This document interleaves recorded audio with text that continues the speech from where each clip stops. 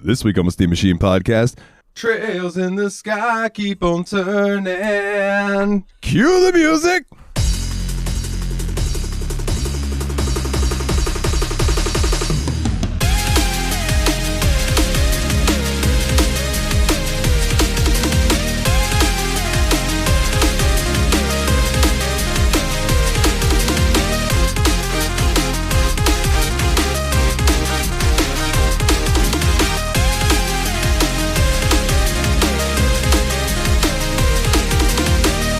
I love the fact that nobody can see us when we're doing the intro to this show, and we all still dance like the music's actually playing. Yeah, we literally don't even have music here. We just do it. Yeah, we just do it because I don't know why.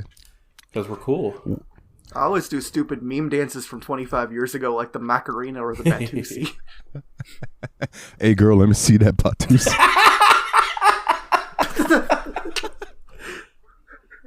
30 seconds to curse, new record.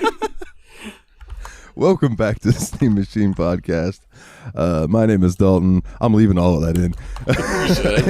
and joining me, as always, are the Destructo Bros. Oh, yeah, sorry. My brain went places there. We're on top of this game today. Yeah, what's up, buddy? It's Nate. Hi, my name's Nate. Oh, shit. Fuck, damn it. I'm Willie. I'm Willie.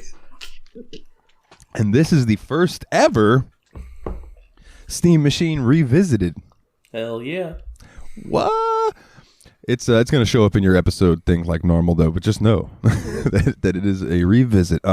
Gentlemen, how have you been the past 2 weeks? Not too bad, man. Got to plan in a vacation because my birthday's coming up next month. And Whoop. yeah, so I'm going on vacation the week of the 17th, which is my birthday. And I'll be going to Disney World, so I'll be able to report back on some fun Disney adventures when I get back. It is going to interrupt the podcast schedule a little bit, so I think there's going to be 1 week where y'all play the game on your own. If the Discord's really good, I might do a Destructo Disc B-Sides, so we'll see how that goes.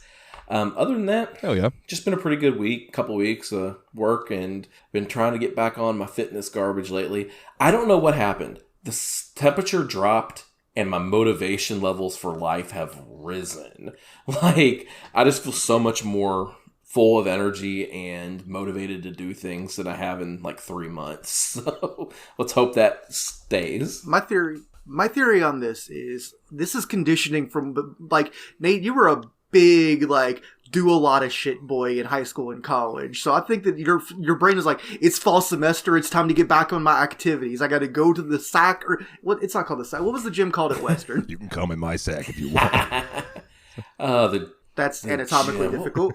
I don't remember the name of the gym. That's sad. I'm old now. That was over 10 years ago. I don't remember what building the gym was. I guess I remember it being called the sack at U of L because you never forget the sack. That's such a hilarious name.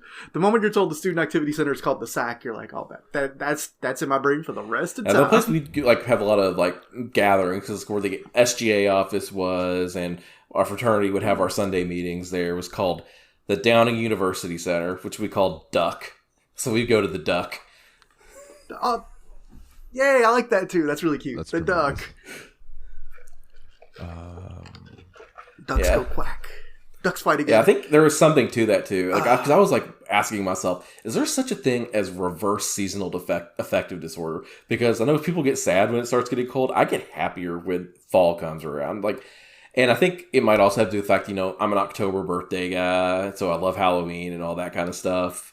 So, like, I get super stoked when everything starts to get crisper outside. I'm so excited for the leaves to change colors. Like, I could gush over fall all day, so I'm going to stop talking. I'm with you, though. The last couple of days, I've stepped outside and it's been like 40 or 50 degrees at night, and I'm like, oh, thank God. It's pretty chilly here right now, too, here in Florida. Yeah, dude, tell us your experience. You want to tell us about Florida weather or something? Florida, my guy, because it's been on the news. Yeah, Hurricane Ian rolled through. It was pretty intense at some points, but it's not the worst storm I've ever lived through by any means. I do a shout out to anybody who was affected by the storm, like right by where it hit, because I think Fort Myers, got hit pretty fucking hard by it. But by the time it made it up north to us, it had calmed down quite a bit. But still, just I tried, Discord's stupid. I tried to send a video to Discord, and even with Nitro, it would have been too big. So I was like, "Fuck you, Nitro! You're not getting my money." But I sent it to my friend Megan, and I was like, "This is what it's doing here right now," because she lives in Lakeland, which is roughly 3 hours from here, right? So like she's down there, and so she's like sending me videos of the wildness that was going on out there by her, just with the wind blowing the trees around and stuff, and all the rain. And there's been a lot of rain and a lot of wind, but nothing super major. We didn't have any trees go down or anything this time, so that's good. Yeah, like it was so crazy because we were so pumped to record this podcast last night, and then Dalton's like, "I don't have internet." Yeah, all of a sudden, it was like 5 or 6 p.m. The internet just goes gone. And it did not return until, was it maybe 12:30? Yeah. That night when I was like, hey, I have internet. Like you had just said Comcast sucks ass or something like that, and I was like, hey, I have internet.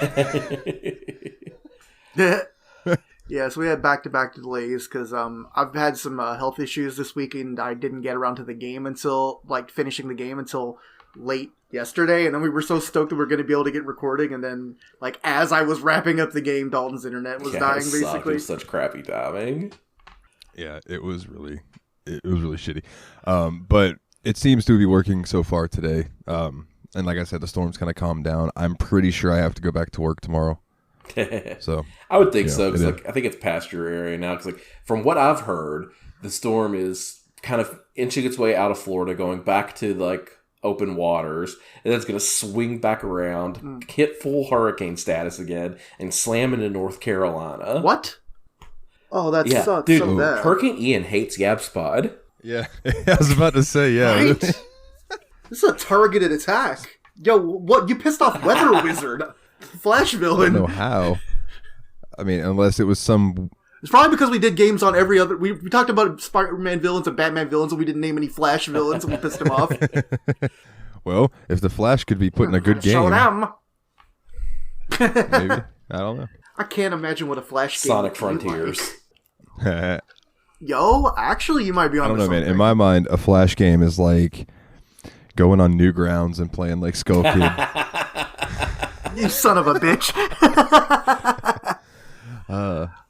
I don't know. I feel like maybe one of those open world urban type games, except you would have the streaky movement, you've seen the TV show clips where he's running between city blocks. He takes the hard right turns and keeps on running. That could be kind of fun. Yeah, I can tell you how they do it in DC Universe, because when you make your character, you have a choice of super speed, of gliding, or flight.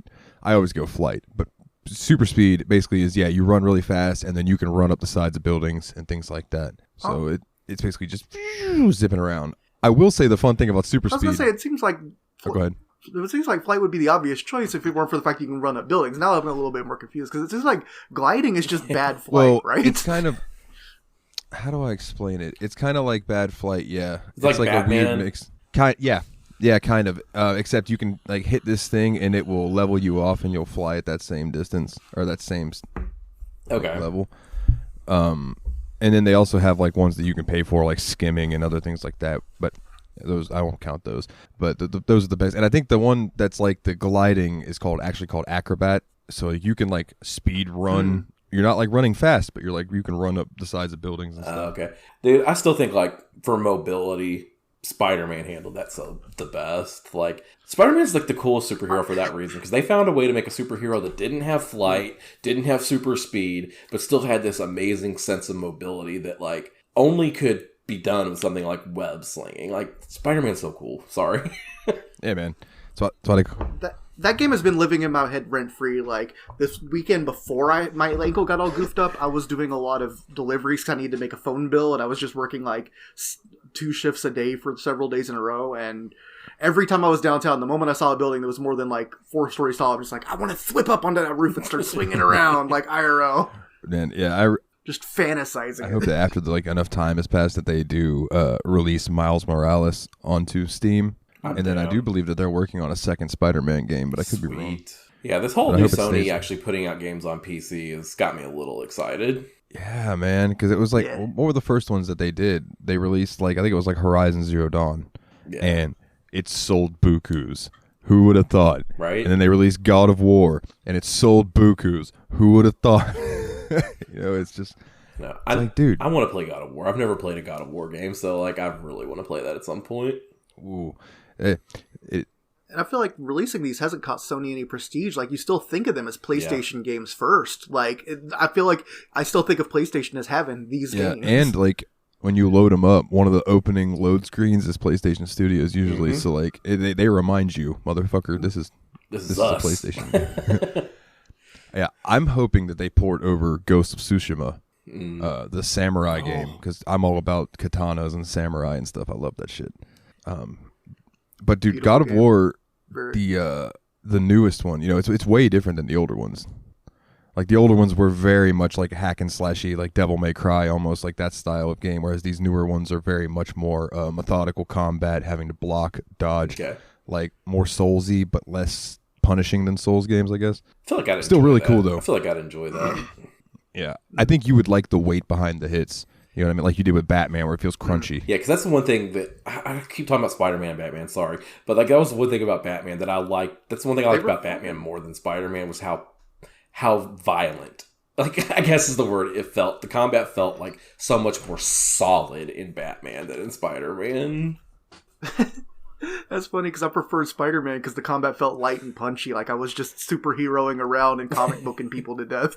Well, not to death, to webs. Sorry, we're going to have Batman Spider-Man on our brains for a while. It's a good thing we didn't jump right into Yakuza, or we would not be talking about anything other than punching people in cities. Yeah, man. Other than the hurricane, I've just been up to playing wrestling Empire. So I got to tell you guys, since the chronicles of my controller not working with this game. Oh yeah. So I have like 60 something hours in the Wrestling Empire. I've killed so many people, so many. You really have. Like, you keep sending us screenshots, and we're like, no, why is Brian Pillman dead? Dude, like, well, some of them just died on their own, but some of them were very much like they talked shit to me backstage, and we got into a backstage fight, and I guess I hit them with the wrong pile driver 7 times in a row, and they just like pass out, and it's like they were found and couldn't be resuscitated. Whoops. And he fell into my pile driver. 8 times. I'm waiting on M. Dickey to actually like code in something where the cops could actually figure out that it's you. Because so far, unless my luck has just been real good, every time it tells me that the police are investigating, nothing ever comes of it. Nice. It's like Bruiser Brody all over again, but just every time. Damn. From my understanding of M. Dickey and his coding practices, this is probably pretty close to the original. Yeah, so all of a sudden my controller just stopped working with it. And I was like, what in the fuck? And I went into the controller menu on the game, and I'm looking, and I'm like, I pull it up, it just says the controller's disconnected. And I'm like, no, it's obviously connected. Like, I went down there, I unplugged it, plugged it back in. All this stuff. Restarted my computer. Loaded up the game again. After an hour or so of trying to figure out what was going on with it. Opened up the controller menu again. Saw this button at the top that said refresh. Clicked that button, guess who won the pony?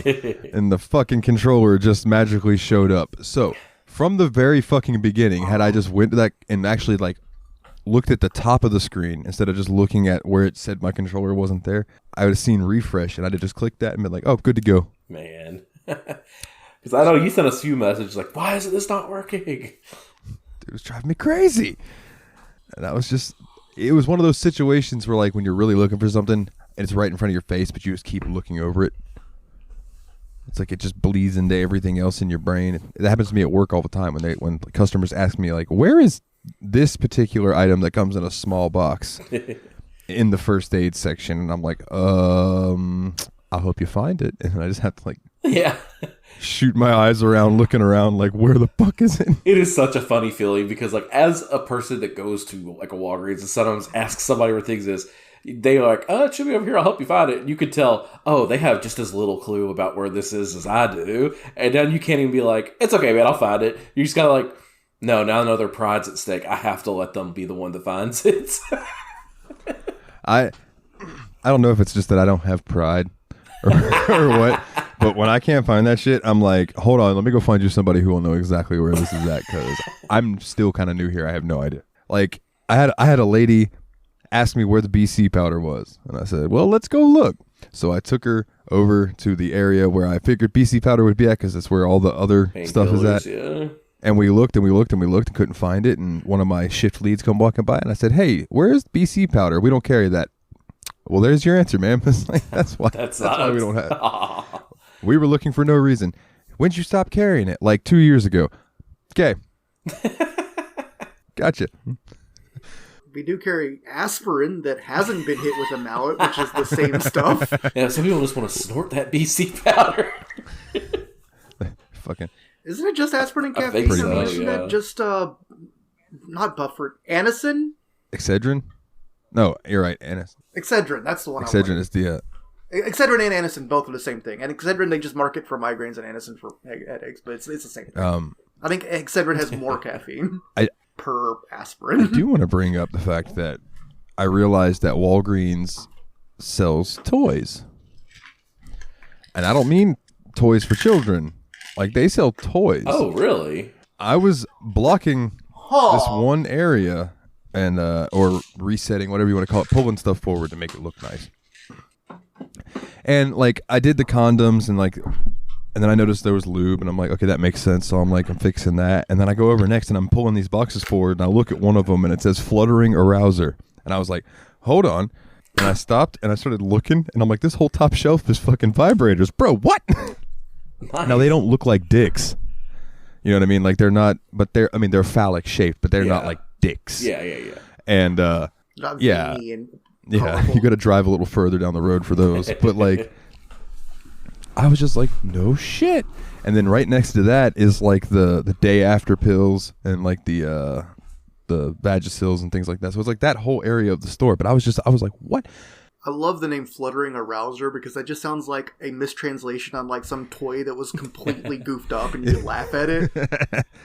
The kicker though was like about a week ago, dude, I had like a 80 plus woman come up to me and ask me, can you tell me where to find the KY jelly? I was like, yes ma'am, I'll take you right to it. And I walked her over to the KY jelly, and I was like, here you go, here it is. And she's like, thank you. And where can I find a shower cap? And in my head I was like, damn lady, what are you getting into? Like, I might want to watch. What is the shower? Like, that's the funniest thing. Is just like, because you know those things were probably unrelated, but in your mind, when they're shopping for those two specific things, you're like, I want to know how this works together. Absolutely, dude. It's like, do you get shower caps that are just kind of small so you loop your head up to slide it in there? Or are we talking like, what's going on here? I need the KY jelly, the shower cap, and suppositories. Never mind, I don't want to know how this works anymore. Oh man. And one other quick funny story, and then Willie, I'm gonna ask you, like, what have you been up to and playing? But dude, I'm enjoying these stories. You can give me. I just had this guy come up to me and he goes, got any butt thermometers? Such a tender way to word it. I clipped the bar laughing at that. I just looked over at my waveform. And I was like, you mean like when you're sick, you take butt thermometer. When you're sick, you put it up there, see if you got a fever. I think we have them in the baby section. All right, good, because it's for a baby. I feel like you could have approached this whole fucking conversation better. Oh, man. Well, that's good, because it's for a baby. So there are worse ways to approach that conversation. I can think of one. Got anything good for a baby's ass? Hi, my name's Chris Hansen. Have a seat. What? Have this whole So bench. that same day, this old man comes up to me and he goes, do you know, on the way here, I got gas for $1.49. I was like, where the hell did you find This that? is an old man joke, and I love it. Let's I go. was like, where the hell did you find gas that cheap at? And he goes, Taco Bell. And I was just like, son of a bitch. And then he goes to turn to walk away, and then he turns around, and I should have known that this was a joke too. I should have known. He turns back around and he goes, that was just a joke, but this is serious. And he goes, did you know that FedEx and UPS are like merging into one company to be like one delivery powerhouse. I was like, really? He goes, yep, they're going to be called Fed Up. And then he turned around, he walked away. Didn't even come to my register when he checked out. So like that was the last conversation I had with the dude. He just left, and I was just like, wow. He just hit me with two great dad jokes. The fucking ghost of Jeff Foxworthy just walked into your life and did a bunch of Southern comedy and left. And Jeff Foxworthy ain't even dead. You might be a redneck. Get her done. Oh, man. Yeah. Here's your Tater sign. Definitely salad. interesting working. Dang it, we weren't going to do the funny one. They call me Tater Salad. I love Ron White. So, like, Funny as boys, you been playing anything this week? Like, besides the game of the week? Anybody dip their toes into anything else? Like, I know personally, I dipped my toes into the game that we have coming up that's won the poll by this time that you hear this. And I have as well. why did I do that? Yeah, you pushed for this game, Dalton. This is when you're like, hey, don't sleep on Outlast, and everybody voted for Outlast, and now you're the one being the biggest baby about it. Yes, I am. Yes, I am. And I've been thinking about streaming it on Discord, but like, y'all are just gonna be laughing your asses off at me because I'm gonna be like, oh Jesus, Jesus, Jesus, fucking Christ, oh God, Jesus, oh God, oh Lord, Jesus, help me, oh Lord, oh God, please help. Like, was it Eddie Murphy's mom falling down the stairs? It just takes 20 minutes. Oh Lord Jesus, oh God, Lord help me. It freaks me the fuck out, dude. Like, so I'll save that story for the Outlast episode itself. Okay. There's a reason why it freaks me out so much, and I'll bring that up during the spook season. But what have you guys been playing? What have you been up to? You just said what the game was. We were Hey, going to it's announce it at the end of fine. the episode. Yeah, it's a they can see the poll. poll. We're good. I've kind of dabbled in a couple different games, but the one that I'm most excited about, and I need to play it some more because I only did like the intro because it was kind of slow, and I needed to stop playing after I played it for 45 minutes, was Cyberpunk 2077. I finally went ahead and picked that up because I was like, I would like to play some kind of fun open world game. And then I just got through parts of the tutorial, and I was like, all right, I need to take a break. But it seems pretty cool. I just haven't gotten too far into it yet. Like I said, like 45 minutes, maybe 50 minutes. But like the vibe is there. It's like almost kind of like a Borderlands-y vibe with just the open world. Hopefully you get to the open world part of it soon. Oh, bro. The beginning part, it does open up a little bit, and then you play, and it's like a few hours in, some major shit happens, and then the fucking title screen comes up, and you're like, that whole thing was the fucking prologue? And then it opens up into like the game, Okay. and you're like, oh, and you're at the whole city and the outskirts of the city as your exploring ground. It's fucking great. Okay, that sounds great. I'm excited for that. It pulls a Final Fantasy 1. Huh? All right, I'll have to push through that intro section a little bit more and get into it because that sounds awesome. And then Willie will be happy to know I've decided to play through episode 1 of Doom like 2 times this week just because I was bored. Yeah.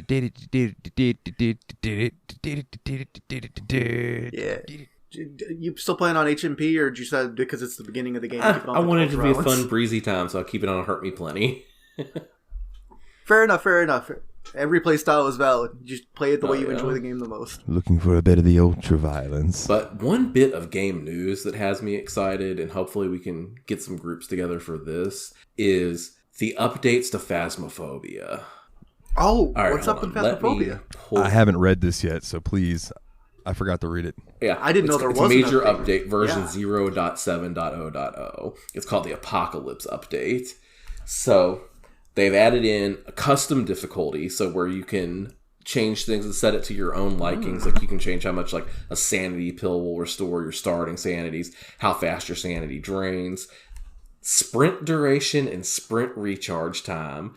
You now have more control over that, so you can Jack that up, please. move a little bit faster. And so there's a lot of cool stuff like that. And then like evidence from ghosts can be like edited a little bit and things like that. But the part that has me the most excited, new locations.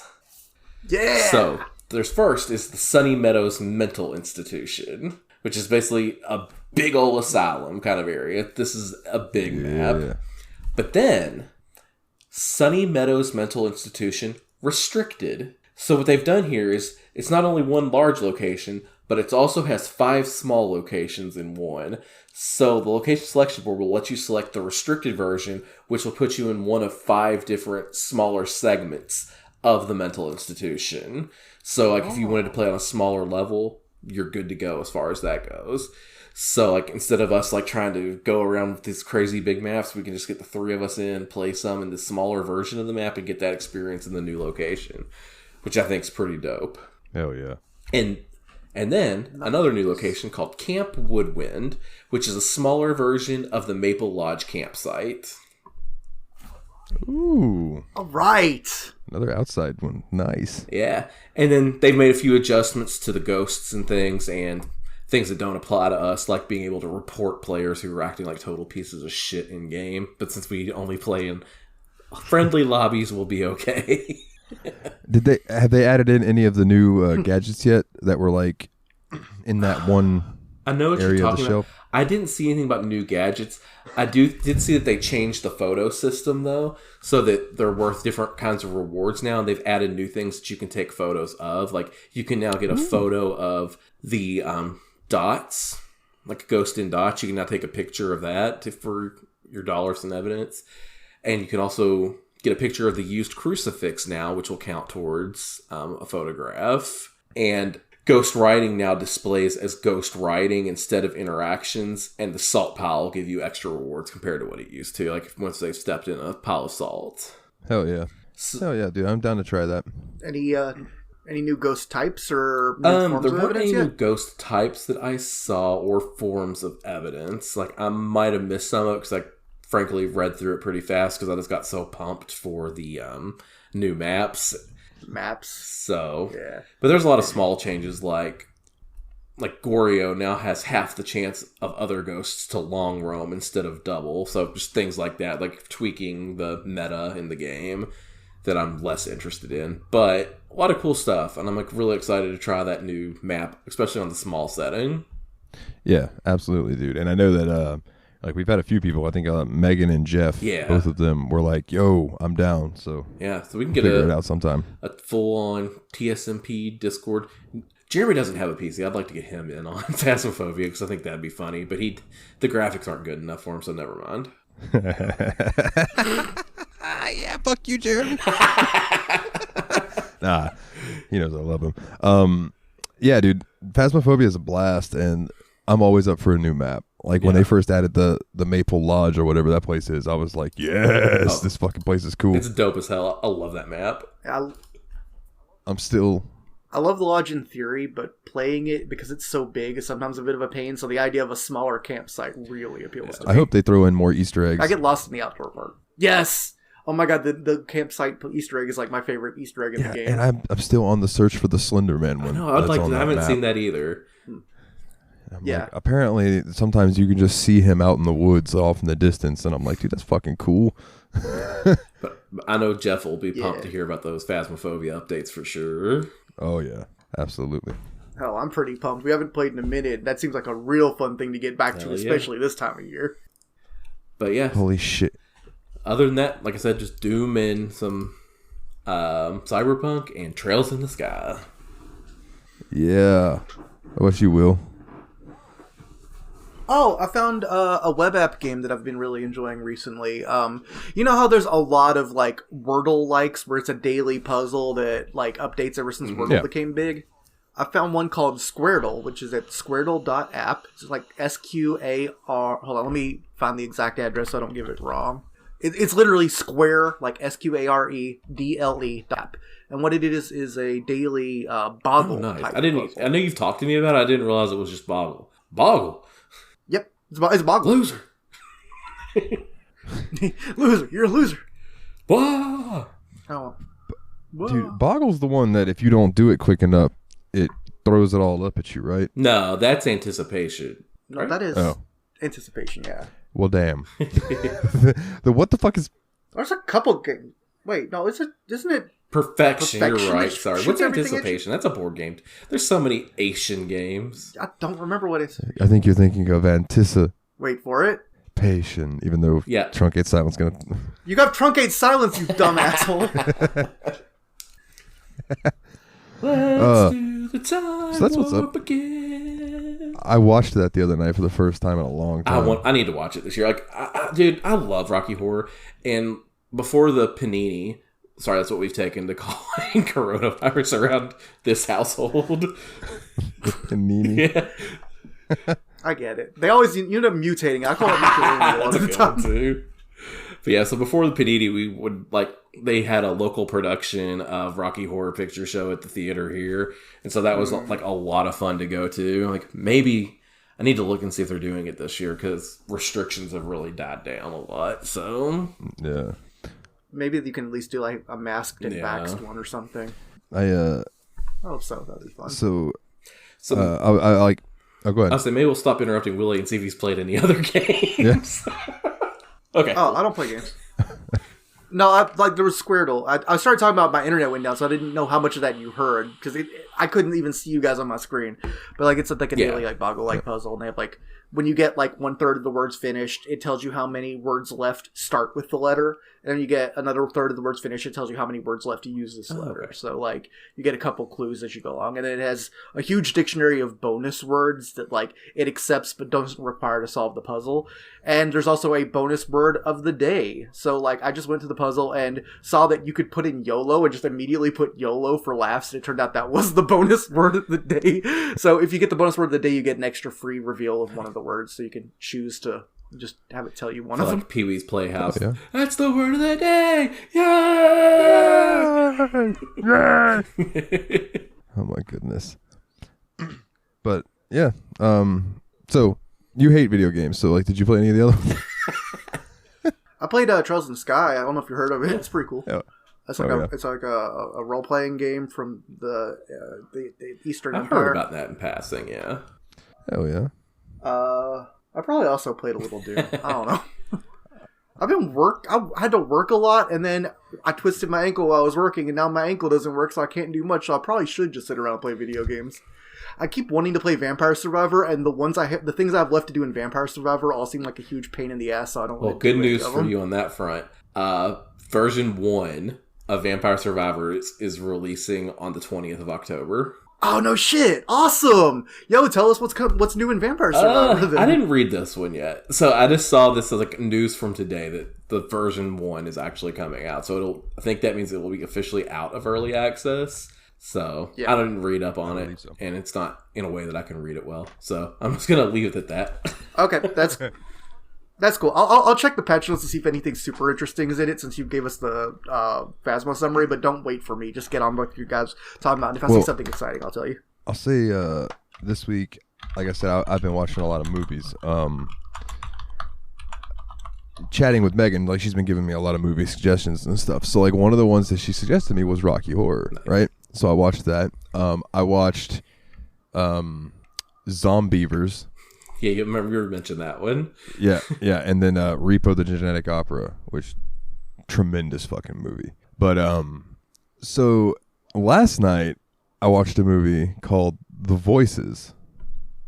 Have either of you ever seen this? Heard about this? No, that was blank space for me. Yeah, it's that show where you sing, but everyone's looking away from you, and they buzz in when they think you're good. Not quite The Voice. The Voices is a movie starring Ryan Reynolds, and he has is it schizophrenia when you hear voices talk to you? Can be. It can. Okay, so he has whichever. I don't think they ever really specify, and if they did, I was too freaked out by what else was going on in the movie to realize it at the time. But like, so his dog and his cat talk to him, and his dog's very much like, "You're a good guy. You're a good guy, Jerry.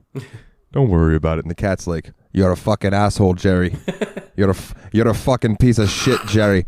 He's like, anyway, he is like in love with this girl he works with, but there's this other girl who's there who like really digs him, but he can't see it because he's blindly in love with this other girl. Well, he ends up getting the other girl, and he's taking her somewhere, and they hit a deer. The deer comes in. He gets a cat. Anyway, he ends up killing the girl.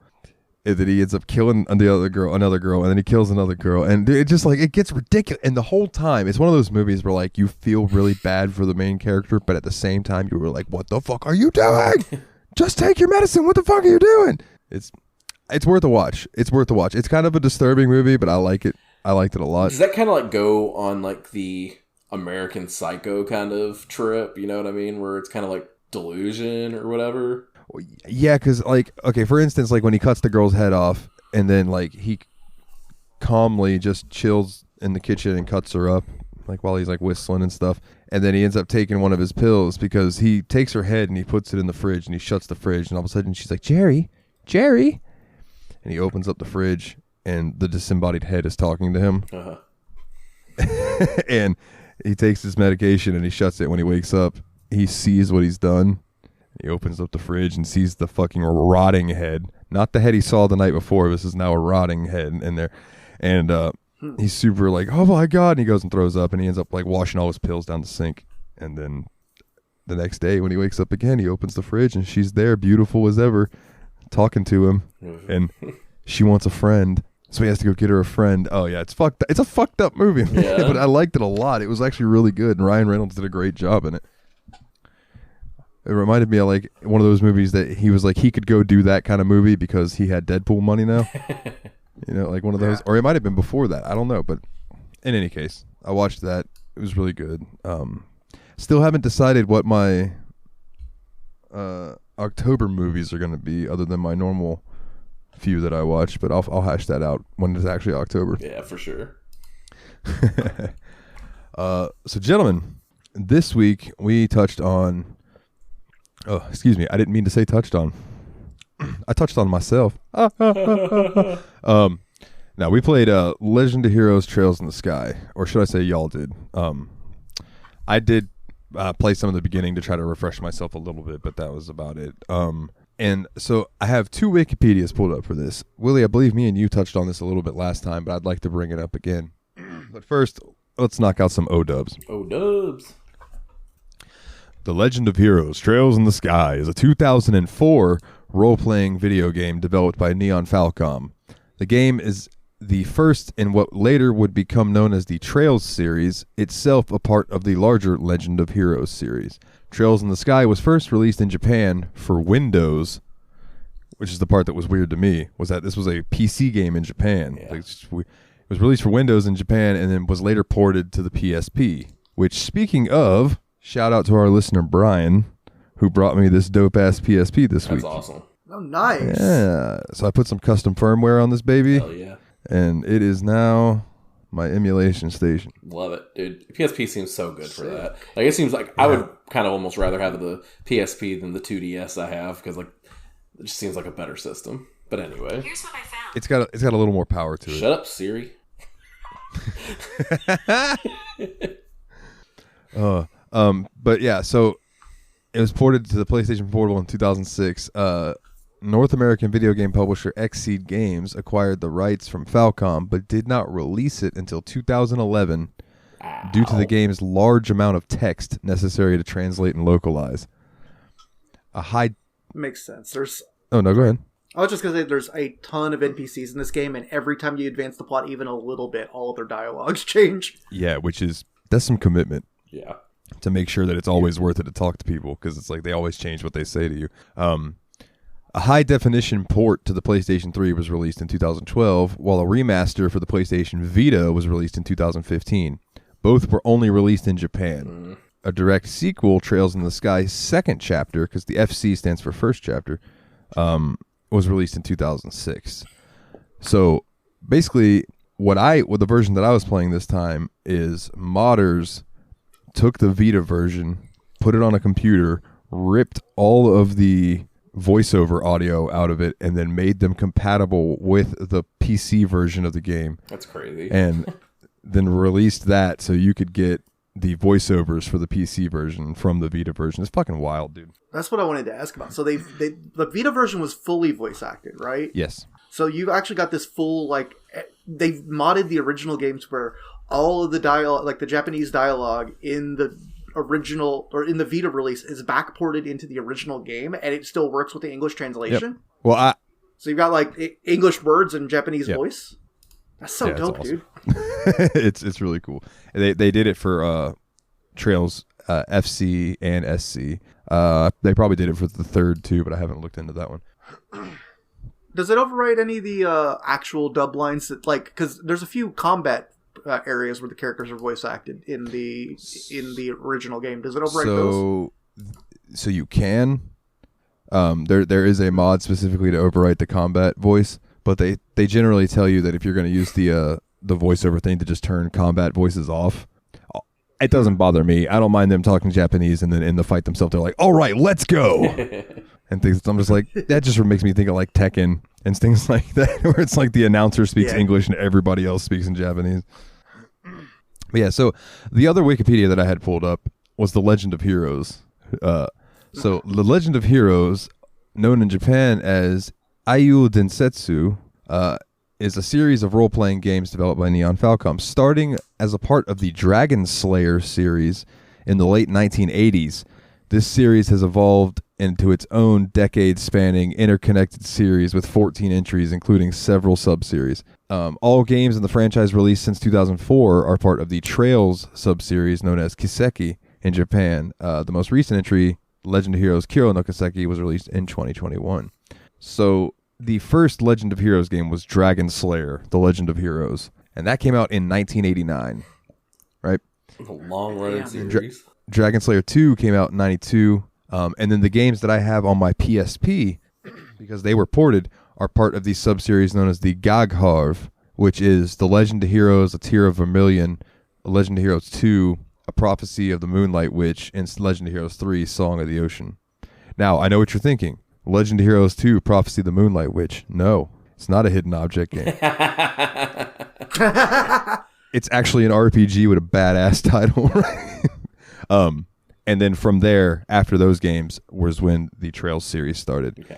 So Trails is technically the first game in that series for the Trails part of the games, and then it's also the sixth game? Yeah.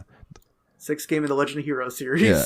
And then the 11th game in the Dragon Slayer series, essentially. Because if you click Dragon Slayer, The Legend of Heroes was not the first Dragon Slayer game. Like, they were... That's so wild. It's insane, dude. And apparently all the stories are somewhat still interconnected because they're all in the same universe and continent. And it's wild. Absolutely wild. So the idea that I had with this episode was that Nate played through it from the beginning. Willie, you started off from where we were at last time. So about the middle of chapter 3, I believe. And I've beaten it. So I was going to leave it like running the ship to you guys as far as game chat goes. That way you can kind of set the flow you want to do, and I'll just hop in and talk about the stuff, that pops out to me as well until we start getting towards the end, and then I'll have definitely more to say about it. For sure. And the way I see this is, if you want really in-depth chapters, prologue through chapter 3, go listen to the previous episodes. I'm going to kind of dive through the beginning a little bit faster. That way we can get to the end of the game, because we've already done a lot of content on the first part of the game. So don't want to bore you guys too much if you've been a long-time listener and have already listened to it. So, start off. I would like to hear like your first impressions on the game, and also how you feel about the gameplay and music and stuff like that, because I feel like that's maybe even you have a fresher take on that, whereas the plot we have talked about. So, or would you like to say that for later? That's like starting off in the game. The very beginning didn't grab me immediately, because I started playing the prologue of the game like several months ago, and then I kind of fell off, and then played it one more time a little bit more, then fell off again until we realized we were doing it for the show, and then I just dove in head first. So it didn't initially grab me like immediately. Like, I thought the art style was nice. I thought that the characters that I had met at that point, which were really just Estelle, Joshua, Sherazard, and Cassius, were pretty cool. But like I said, nothing really grabbed me at that point. The combat turned me off a little bit at first, because like I'm more of the traditional just turn-based RPG, and this one you got a little bit more of having to deal with like grid-based a little bit. That was one thing I was curious about, is that I was like, I know he'll dig the story for what it is, and the graphics are very, I call them homey, but they're like charming. They remind me of the days back in the day when RPGs more so looked like that. But it was the combat that I was iffy about with you specifically, because I know you're not into like tactics, you're not into the grid-based thing. And I thought that this was a good, like, it's not really too tactical, but there's a little bit to it with the whole, turn orders and trying to manipulate the turn order and things like that. So I'm curious to hear about. Not to interrupt you, I'm very curious to hear about what you thought about the battle system. Yeah, so like I said at first, like I wasn't like the biggest fan of it. I was like, it's another part that I have to think about what to do because lazy brain wanted to take over. But in the long run, I didn't feel like it really prevented me from doing a lot of what I wanted to do. So like positioning enemies to where you could hit like with an AoE attack was really satisfying. So if you could knock somebody into a certain square so that your next spell would hit 2 people at once, that ended up being like a really cool thing that you could try to plan out, especially using some of these characters S breaks later in the game that had like area of effect attacks. It was really cool when you could like line it up right.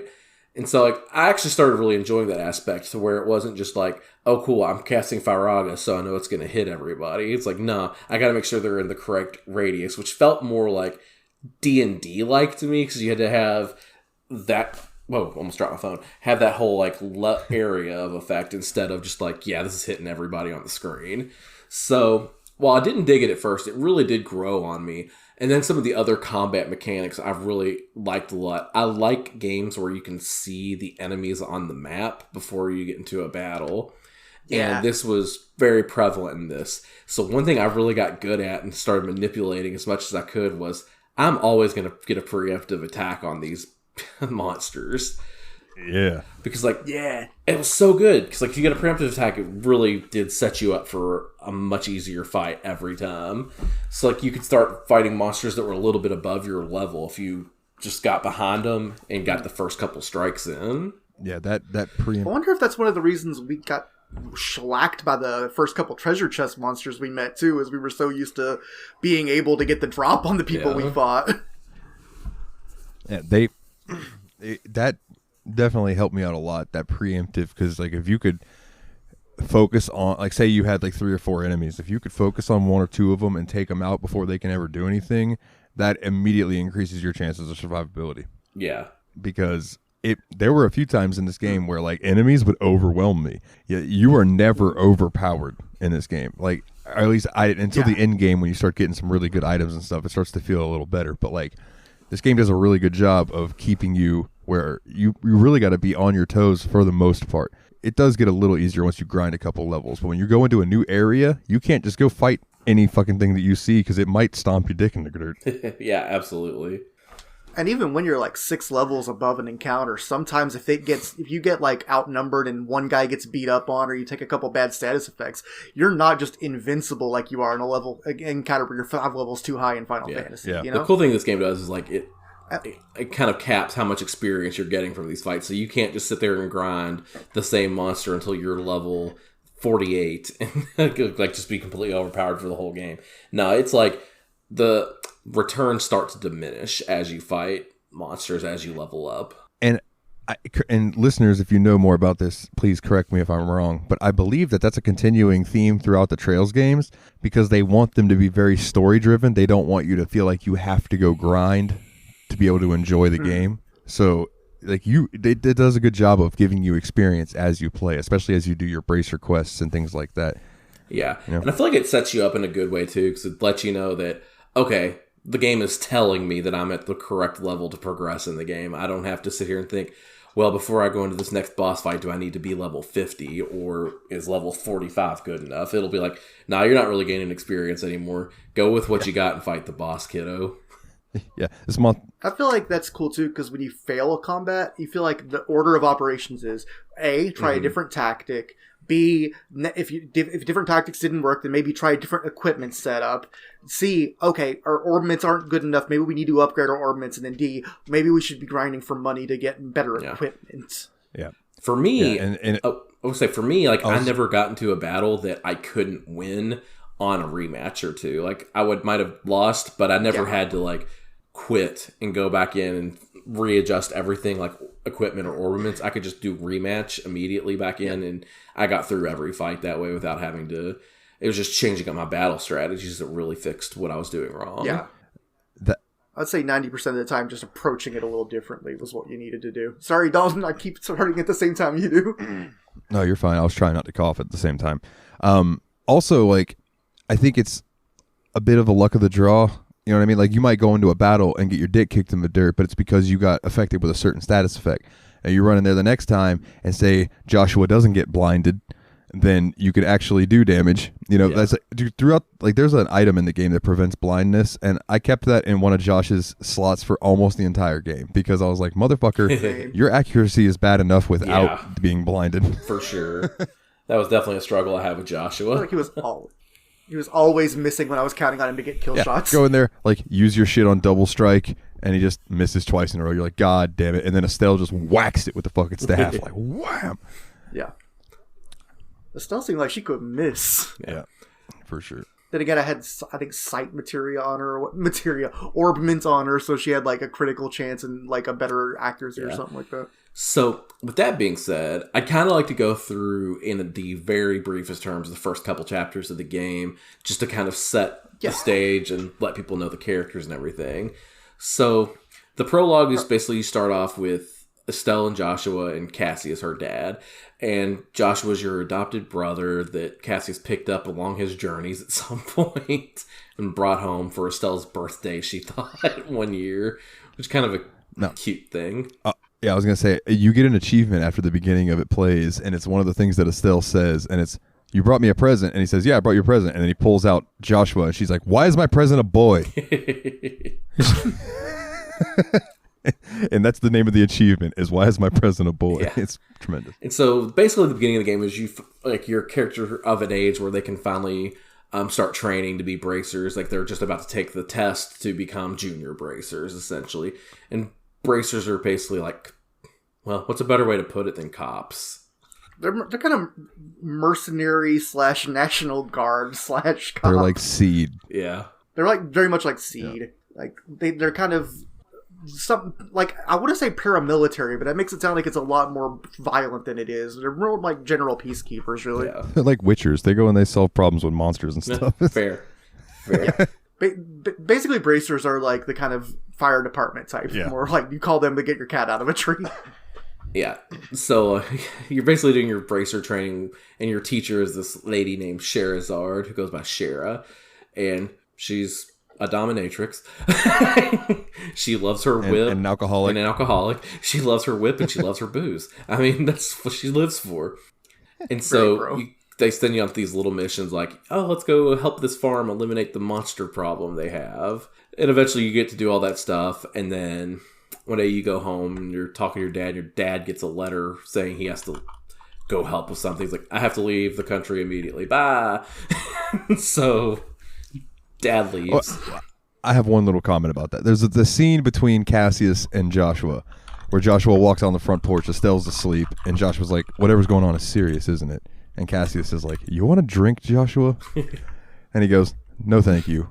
But also, you shouldn't offer booze to children. And I feel like they added that second part into the American version. I bet in the Japanese version, he's just like, no thanks, and they just continue with their conversation because it's just like, whatever. But there's a lot of offering booze to children in this game. Yeah, there was. To be fair, like Joshua and Estelle are like 16 at this point. Yeah. Yeah. I drank by the time I was 16. So. Yeah. I mean, they're old enough to do a fairly physically dangerous job, so they want to have a beer, you know, let them. So basically, Dad leaves and kind of leaves like 6 jobs for you and Sherazard to kind of split up between you to do. And then the course of doing these jobs, and correct me if I'm kind of blurring the story a little bit, you find out about this is when you find out that the airliner that the dad had gone on has gone missing. And so you kind of finish your bracer tasks there, and this is your hometown, and they're just kind of like, yeah, here's your recommendation so you can go be a bracer in the next town and try to find what happened to Cassius. One thing that we kind of glanced over that's just an integral part to later in the game is the scene in the mayor's house when you go and get the magicite. Not magicite, the like the ornament thing for him, right? Yeah. But it was like a solid piece of it, and that girl who is in there, I forget what the fake name she gives you, but she's one of the Sky Bandits later on. And she, what made me sad about that is because she was so nice to Estelle, and Estelle thought she had a new friend, and they were so happy and everything, and then they fucking hate each other the rest of the game, and it's hilarious. Yeah. They're gonna be like Josie. That's why I picked her for villain of the year last year in the Steam. Josette. Yeah, Josette. Yeah. And so that's basically chapter, like the prologue, and then you move into chapter. Wait, no, it's not. Oh, may I venture one quick thing? You mentioned getting a recommendation or whatever. So the goal for the junior bracers, in addition to obviously you want to find out what happened to your dad, is the way to get promoted to a full-time member of the Bracers Guild is you have to get a recommendation from each of the 5 divisions, like main cities areas of the Bracer Guild. Yeah. So each of the guilds, you have to transfer to each guild, do jobs for them until they all decide that you're worthy of promotion. And help me also when I can't remember exactly when you meet characters, because I feel like Olivier comes around sometime soon. I want to say Olivier was chapter 1. So then you start chapter 1, which you head to the next region, which is called Bose. And in Bose, you're basically trying to find the missing airliner, because that's where it's kind of last seen was in the town of Bose. And so you start getting these tips, and you start hearing about all these sky bandits and things. So you're trying to kind of identify who these sky bandits are, where they are, while doing your little bracer tasks, because you get signed up to be a bracer for Bose while you're there. You kind of run through that section. You find the airliner and the sky bandits that had taken it, and Dad wasn't on the airliner at that point, apparently. So now we really don't know where Dad is, but you do defeat the sky bandits. And the weird thing about it is they seem like they're being, like the leader at least seems like he's being brainwashed by someone, not even like brainwashed, but like mind controlled even. Yeah, because some of the things he says even throws off the people that he's like, that are under him. They're like, boss is being weird, but whatever, we're gonna do what he says because his word is law type thing. And like once you finally, he's like the final boss of the chapter basically. And once you beat him, he's like, what do you mean I stole an airliner? What do you mean? That's like the dumbest thing I could do. What are you talking about? Because he like has no memory that this is the orders he was giving his staff to do. And it's like, that's the first hint that there is something bigger going on. You know what I mean? Like very much and the overarching plot is like, what's causing that? Yeah. Like, so, and from there on, then you continue on to Ruan, yeah. Ruan. Yeah, but in this chapter, you do meet Olivier, like Willie said, and Olivier comes out as this big, goofy, flamboyant guy. He reminds me a lot of Sylvando in Final Fantasy. In Dragon Quest XI. He's a bit more forward than Sylvando absolutely. is, though. And he's just hitting on everyone. Like Sylvando's... Olivier hits on Sherazard, hits on Joshua. He doesn't hit on Estelle, though. Estelle's not his type. No. Estelle's the only one he doesn't flirt with. And I love it. Yeah, Olivier is such a cool character. Like, I enjoy him a lot.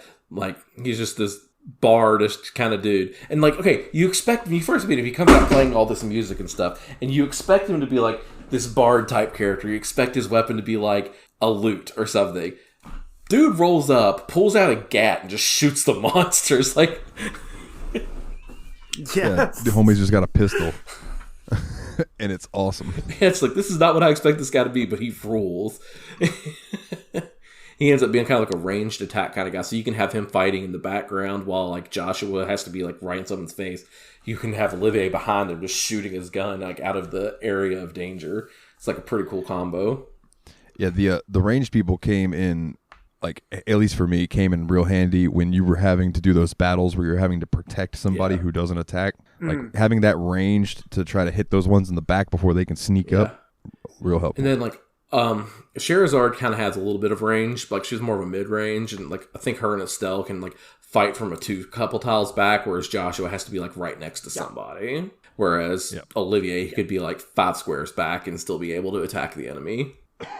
But yeah, so your party basically through this chapter is Joshua, Estelle, Sherazard, and Olivier.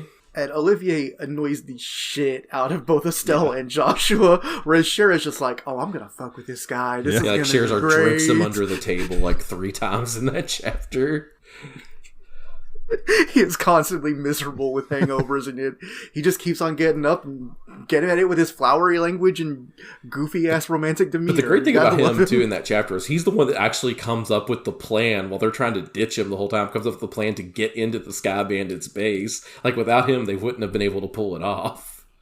No. correct me if I'm wrong. It's the end of chapter 1 when it's just Scheherazade and Olivier. When they're talking on the airship, and she's like, "There's something more about you." Yeah.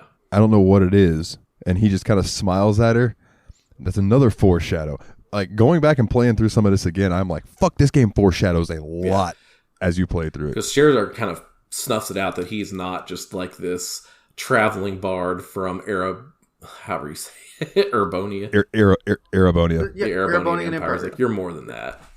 So, and we'll talk about later what he is. Yeah, actually, and so like at the end of chapter 1, like they're so happy with your job as junior bracers, and like how you helped find the Sky Bandits and put an end to their reign of terror. That you get your recommendation from Bose, which leads you into Rouen next, which is a pretty interesting little timeline in the continuity. Where so at the beginning of this chapter, Scheherazade and Olivier are like he said, took the train back, so you're just Joshua and Estelle for a hot minute at the beginning of this chapter. You end up going to this orphanage where you run into this girl named Chloe. Was it Chloe? Chloe, and she's kind of just a student. And then you find out she knows how to sword fight, and she kind of joins your party through this chapter. But the problem is the orphanage gets burned down in the middle of the night, and you're trying to kind of snuff out who's responsible for this and help Chloe at the same time, because Chloe was really attached to this orphanage, and you're trying to help this kid and everything. You end up getting this fun, weird little subplot where you're helping with Chloe's school's play. Yeah. That's right. I love a play within a play in a video game or a movie or a play. So, like, the whole time I was like, but what they decided to do is like, but we're going to gender swap it for equality purposes. And they got the campus to buy into it. So, like, they get Joshua and Estelle to help, and Estelle's playing this big, awesome knight. And then they decide to make Joshua the princess of the story. Yes, because he makes such a pretty girl. He does. He actually does. Like, I was kind of looking at the art, and Estelle and Joshua have extremely similar facial features. If you just look at the faces by themselves. Oh, yeah. Yeah, you pointed out that I sent a couple screenshots in a row where they were making the exact same facial expression, and you almost could have drawn like the same face with like different hair and chin and stuff. Which is wild, because they are not related. They're not even from the same place. Yeah. So this chapter kind of like goes over your adventures with Chloe and stuff. And you meet the mayor of Rouen, right, in this chapter? Just quick fun fact. Yeah. Scheherazade, how old do you think she She's is? like 27, right? Like 27? What about you, Willie? I mean, it's an anime-ass game, so even though her accomplishment should put her at around 35, she's probably like 19. Okay, so it's in the middle of both of you. Scheherazade in first chapter and second chapter is 23. Okay. That I would have guessed in the 30s. Like, that would have been my guess, was like 30, 31. I knew she was young because she remembered being a bracer in training when Estelle's mom died. That makes sense. Yeah, now that you mentioned that. Because she was training under Cassius. Yeah. Or is it Cassius or Cassius? That would have been... I've heard it. I always call him Cassius. Okay. So I don't remember the exact plot in this section other than you're trying to... Chapter 2 was the twisty-wistiest, single, most contained chapter in the game, if I remember it's the one right. Where, like, somebody sets the orphanage on fire, yeah. right? Yeah. And so... Yeah. Like that, and you do the school play, and then you find out the whole time that all the money that was going into this school play that they decide to give to help rebuild the orphanage, which is sweet. And then they give her the check, and she leaves, and somebody mugs her while she's leaving with the check. Yeah, just like, fuck you. No happiness for you. Right. Oh, yeah, because... No, wait, that's... Because you find out... This is a different mayor than I was thinking. I was thinking of the mayor from chapter... Maybe the Bose mayor. Dang it, I'm getting confused now. But... Well, I believe that Josh does the play, or no. Agate shows up at some point during this. Yeah. Like, honestly, I played this game so fast, y'all. Like, it all kind of blending together for me. Like, some of the plot points. Like, I played this game within, like, 4 days, which was stupid. Because I was just into it. I'm reading the Teresa the Target missing... takes place after the Academy Festival as brazen attacks leave Teresa and Krenna unconscious. Yeah. Oh, shit. I don't even remember who Teresa is. Oh, Teresa was the person who ran the. That's right. She was the matron of the. Anyway, so what you end up doing here is like I remember. I'm thinking about a later chapter actually. You end up going. You find her laying unconscious, and you kind of find out that from deductive reasoning that they went to the lighthouse, and you end up having to fight all these people at the lighthouse in order to get to whoever has the money. And at the end, see, why am I thinking this is where you find out like the mayor's assistant was there? But I'm thinking of it. Are there two mayors? There's the assistant of the mayor of Ruin, I think, was there. This is when you first fight the men in black armor, I believe. Yeah. I think the other mayor you might be thinking was the mayor of Bose. Okay, that's why I'm getting confused. Okay. Yeah, the mayor of Bose is the nice lady. Annabelle or whatever. Yeah, Maybelle, so you find that this is the mayor's assistant doing all this. Like, for some reason, the mayor's assistant's the one that had these men burn down the orphanage and all this. And you end up fighting them, and then you end up going back to the mayor's place. And that's when there's parts we've skipped over because like you have this black ornament at the same time as well that you got in a letter, and you end up going back to the mayor's house and confront him about this whole thing, saying, "Hey, we know what's up. You're under arrest. Please stop and come with us." And he's like, "No," and he pulls out this ornament that can stop time, essentially. And while he's doing that, your black ornament you've been carrying this whole time just like basically disrupts what he's doing, and you beat the crap out of him. Yeah, that's right. And then you have this chase scene where he's like has a secret passage out of his mayor's office, and he goes down into his boat, and the royal guard catches up to him and stops him, and that's when the royal guard arrests him. Right, that's where you meet one homeboy. What the fuck is his name? Oh, pretty boy. The Colonel? The Colonel? Is it Colonel?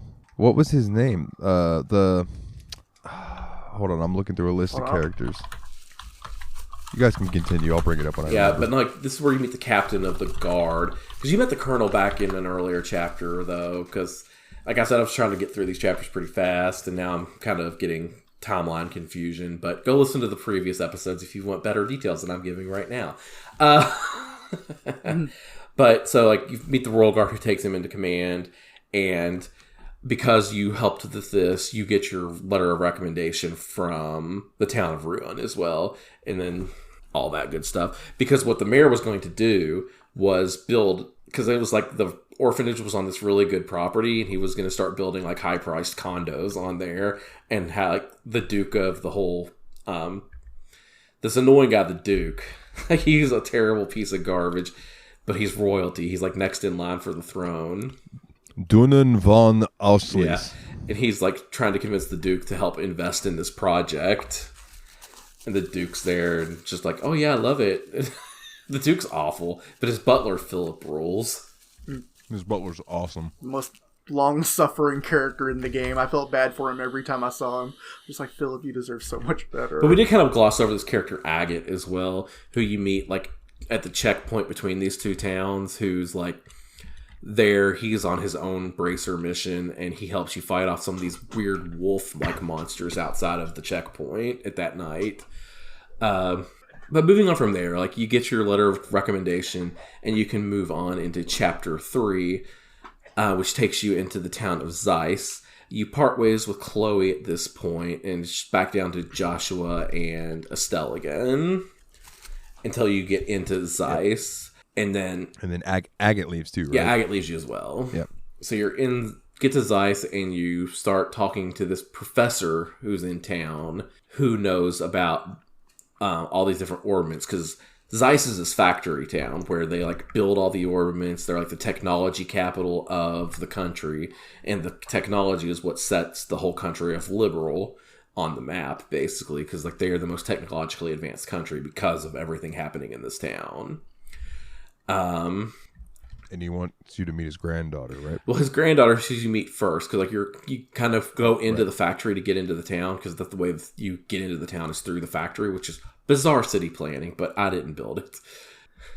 And so like you meet the the headmaster. Not the right word either, but that's what I'm going to go with of the factory, and he's like, and you talk to him how you want to meet this professor. Chief. Chief is probably the word, yeah. Yeah.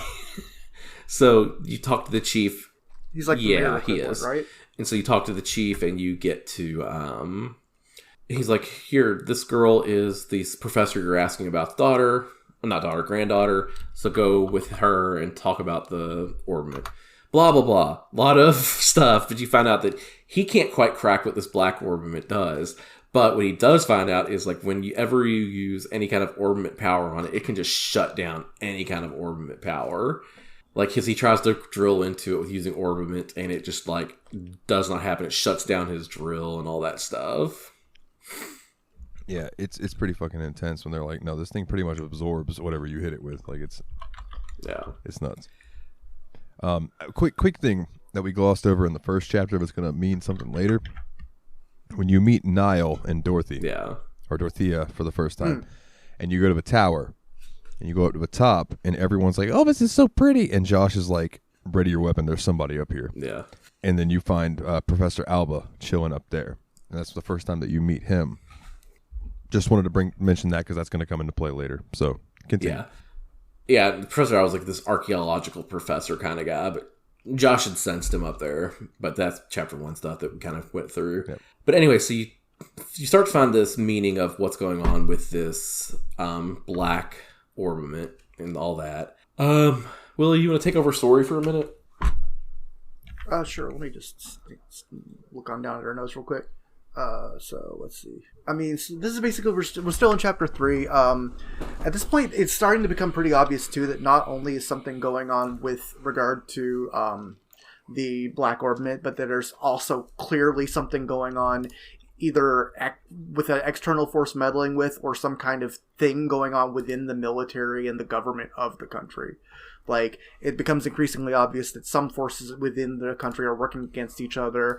The army starts actively blockading the Brewster's Guild at certain points in time and withholding information and stuff like that, when in the past they had a close relationship. And I just felt like that's important to bring up because ultimately the main plot is going to be related to big time, issues with that. I think we've been hitting on the larger ones that'll be, the bigger Trails in the Sky plot, but not the end of FC is basically about that, Yeah, it's basically like it's my description of the ending, and we'll get to that eventually, but it's just like this game, it's almost like if at the end they showed the title screen and then the game started, I would understand, because this game is almost like a huge setup for the rest of the story that they're going to tell. Yeah.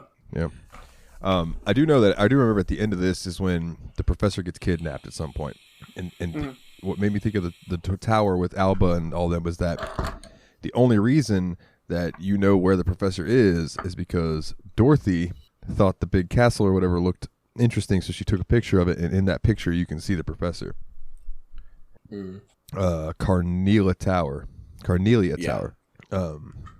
And then I think that's when and there's also like the Laystone Fortress. I'm looking through the guide here to see like what about. Long story short, there though is like you meet up with Agate, and the granddaughter turns out to be a party member as well. She helps you out as well. Her name's Tita. And she's like this little 8-year-old, if that, kid that's been working in the orbit factory. So basically you team up to break into that basically military fortress to break the grandfather out. And Tita busts out a motherfucking minigun. Yeah. Like, that little girl's badass. Half the time it's a minigun, half the time it's a rocket launcher. It's the goddamn adamant rail from Hades. So you go with those 4 to break the grandfather out, and you eventually do get to him, and you find that he's being guarded by these men in black suits that we kind of briefly skimmed over earlier, who've been a big problem. I'm having trouble with the plot, guys. I'm sorry. No, you're fine. I remember there's so much of it that came so fast too. I'm not sure how easy it is to summarize without saying just play the game, because there's you run into a bunch of characters and little twists and dead ends. Yeah. The guys in black, I believe, are part of the Ouroboros Society, aren't they? Well, I think they're officially the intelligence military. division. Oh, okay. Never mind. You don't hear the phrase Ouroboros Society till the very end of the game. Spoilers. Yeah, spoilers. I'm having a lot of trouble covering. Spoiler for something that means nothing to us. I'm sorry, guys, but I'm actually having a lot of trouble covering just the plot of this game because it does get to be so twisty and turny. But we can just jump towards like the stuff that comes out at the ending and pretty much tell people play it for yourself. Yeah. To get the meat of the matter. I'm kind of down with that because, like, I think the game's super interesting. It's got a great plot. Really play it. I think I kind of want to talk more than trying to cover plot because, like, I'm sorry, I'm losing it. Let's talk about the characters in general a little bit and what they do. So, like, Estelle and Joshua kind of covered. Estelle has this staff. Joshua has these double knives.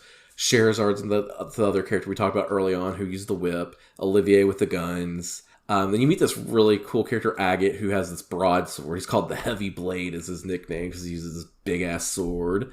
And then the next character you meet is my personal favorite, which is Zen.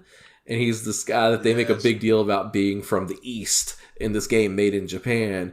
And, like, there's a scene where he's like, they talk to him, he's like, no, we don't. Zen, do you want chopsticks? Because we know you don't eat with fork and knife in your part of the world. It's like I just like how they made this big deal in this game made in Japan. This guy's like Japanese, and he's the biggest of all of them. Oh them. yeah, he's like 7 foot tall. He's a beast. I love this dude. He's like the one character that fights with his fists instead of an actual weapon.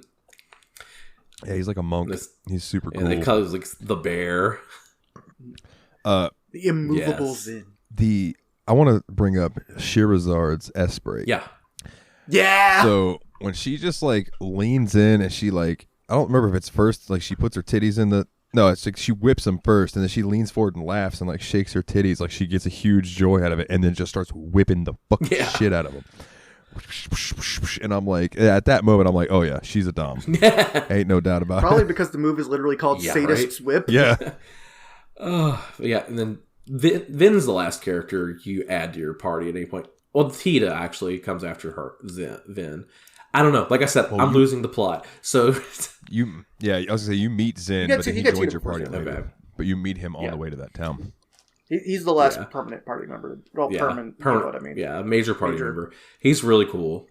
The cool thing about this game is like you do eventually get to the final dungeon and it lets you pick your own party. So my question to you guys is, who was your final party?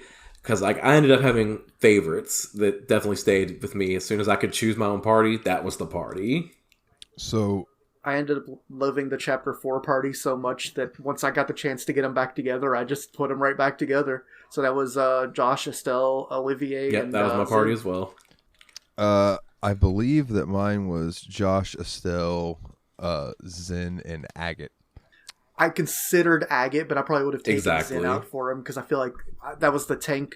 I was trying to decide if I wanted Olivier or Tita because I wanted someone that could fight at a distance and provide like cover and spells and stuff. But I went with Olivier because he's just hardier, whereas Tita felt like the last time she was in the party, she was getting squished like a mosquito every time she did Tita anything. had so low hit points compared to everybody else, and I think that was intentional because she was a child. Yeah, I was gonna say it makes sense. Yeah, but it was just like it was hard to keep Tita as a viable party member. Like I was happy when I didn't have to play with her anymore, to be honest. But what was nice to me is that like all your best weapons and stuff are in the final dungeon. Yeah, I liked it because like every time I got new, I was like, "This is the ultimate weapon for this character in this game." It just felt so hype whenever you found it. I didn't end up finding Estelle's. Does she have the one that's elsewhere? You just didn't find it. It's in the dungeon. I found it. Okay, I think I was the only one. I got every single characters, even though I only used 4. Yeah, I just remember that. So right before that, you end up getting into this fight with this dude, and it is a fight that you are absolutely supposed to lose. Yeah. Like, he beats the fucking tar out of you, and then just does a really cool backflip off the building, if I remember right, and then just disappears. Yeah, Lieutenant something or other. And Josh is like, I know that Lawrence, guy. Yeah. Lawrence, yeah. He's like, I know that guy. Yeah. I know him. And that's when you start. So let's go ahead and fucking rip the Band-Aid off, right? Throughout the entire game, shit just starts getting weird about Josh. Yeah. Like I think both of you have mentioned to me in different conversations that like his names of his moves start getting darker. Like he seems to like get weird deja vu when bad shit's happening. Mm-hmm. All of this stuff, right? So then you start seeing things like this where he recognizes this guy but can't quite remember why. And was it, I know there was like the flashback at the end of the game and everything. Does he have amnesia? Is it one of those tropes that weren't really that much of a trope? It doesn't really then, say that he does. He says more that he kind of knows his past, but he has chosen not to share it with Estelle after all this time. And like he says, like at some point he wants to share his past with Estelle. No, he definitely was still being actively given amnesia during the plot of the game. That's right. He was being given it by. So anyway, yeah. You just want to jump to that? Yeah. Okay. So conclusion of the game is basically you stop this military coup to take over the queen and put in this patsy, which was Duke Doonan, the guy that we kind of mentioned was just kind of like annoying idiot, just so the military would actually have control of the government because they could just get him to do whatever they wanted. That's really the plot of the game. Essentially, was like a coup attempt. Yeah. And Chloe was actually a princess. And Chloe, the character from earlier, was actually the princess who should be the next ruler, but there's nothing wrong with the queen, so there's no need for it. Yeah. And basically after all of that, it's like a big plot dump at the end. It's almost like it wraps up, but also leaves trails in the sky.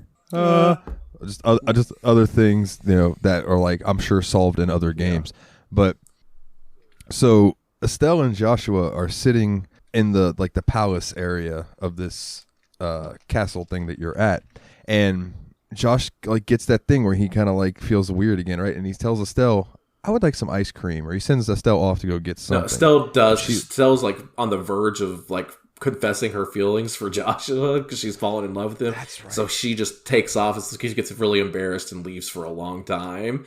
And then Joshua's there by himself, and Professor Alba strolls up.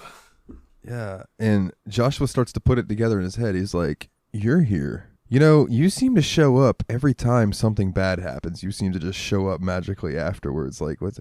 And Josh starts to put it together, and then Professor Alba's like, "Having a hard time remembering shit, Josh? Let me show you what you really are." And dude, it was emotional for me watching this part. It was intense. I know you said you kind of saw it coming, but I didn't see exactly this coming. Like I said, I knew something was up with Josh, and I knew Josh was going to turn out to not be everything we thought he was, and that it's somehow he'd be tied to the bad guys. I kind of saw that one coming from a mile away. I didn't figure out how direct his involvement was going to be, though. Exactly what his role was. Yeah, but you get this flashback where you basically found out Josh was this assassin, a child assassin who killed over 100 men, high-ranking military officials and everything. And then he got put on this job to kill this extremely important person who turned out to be Cassius. Cassius Bright. And Cassius whipped his ass. Cassius, dude, this is one thing I always say was Cassius is a bad motherfucker.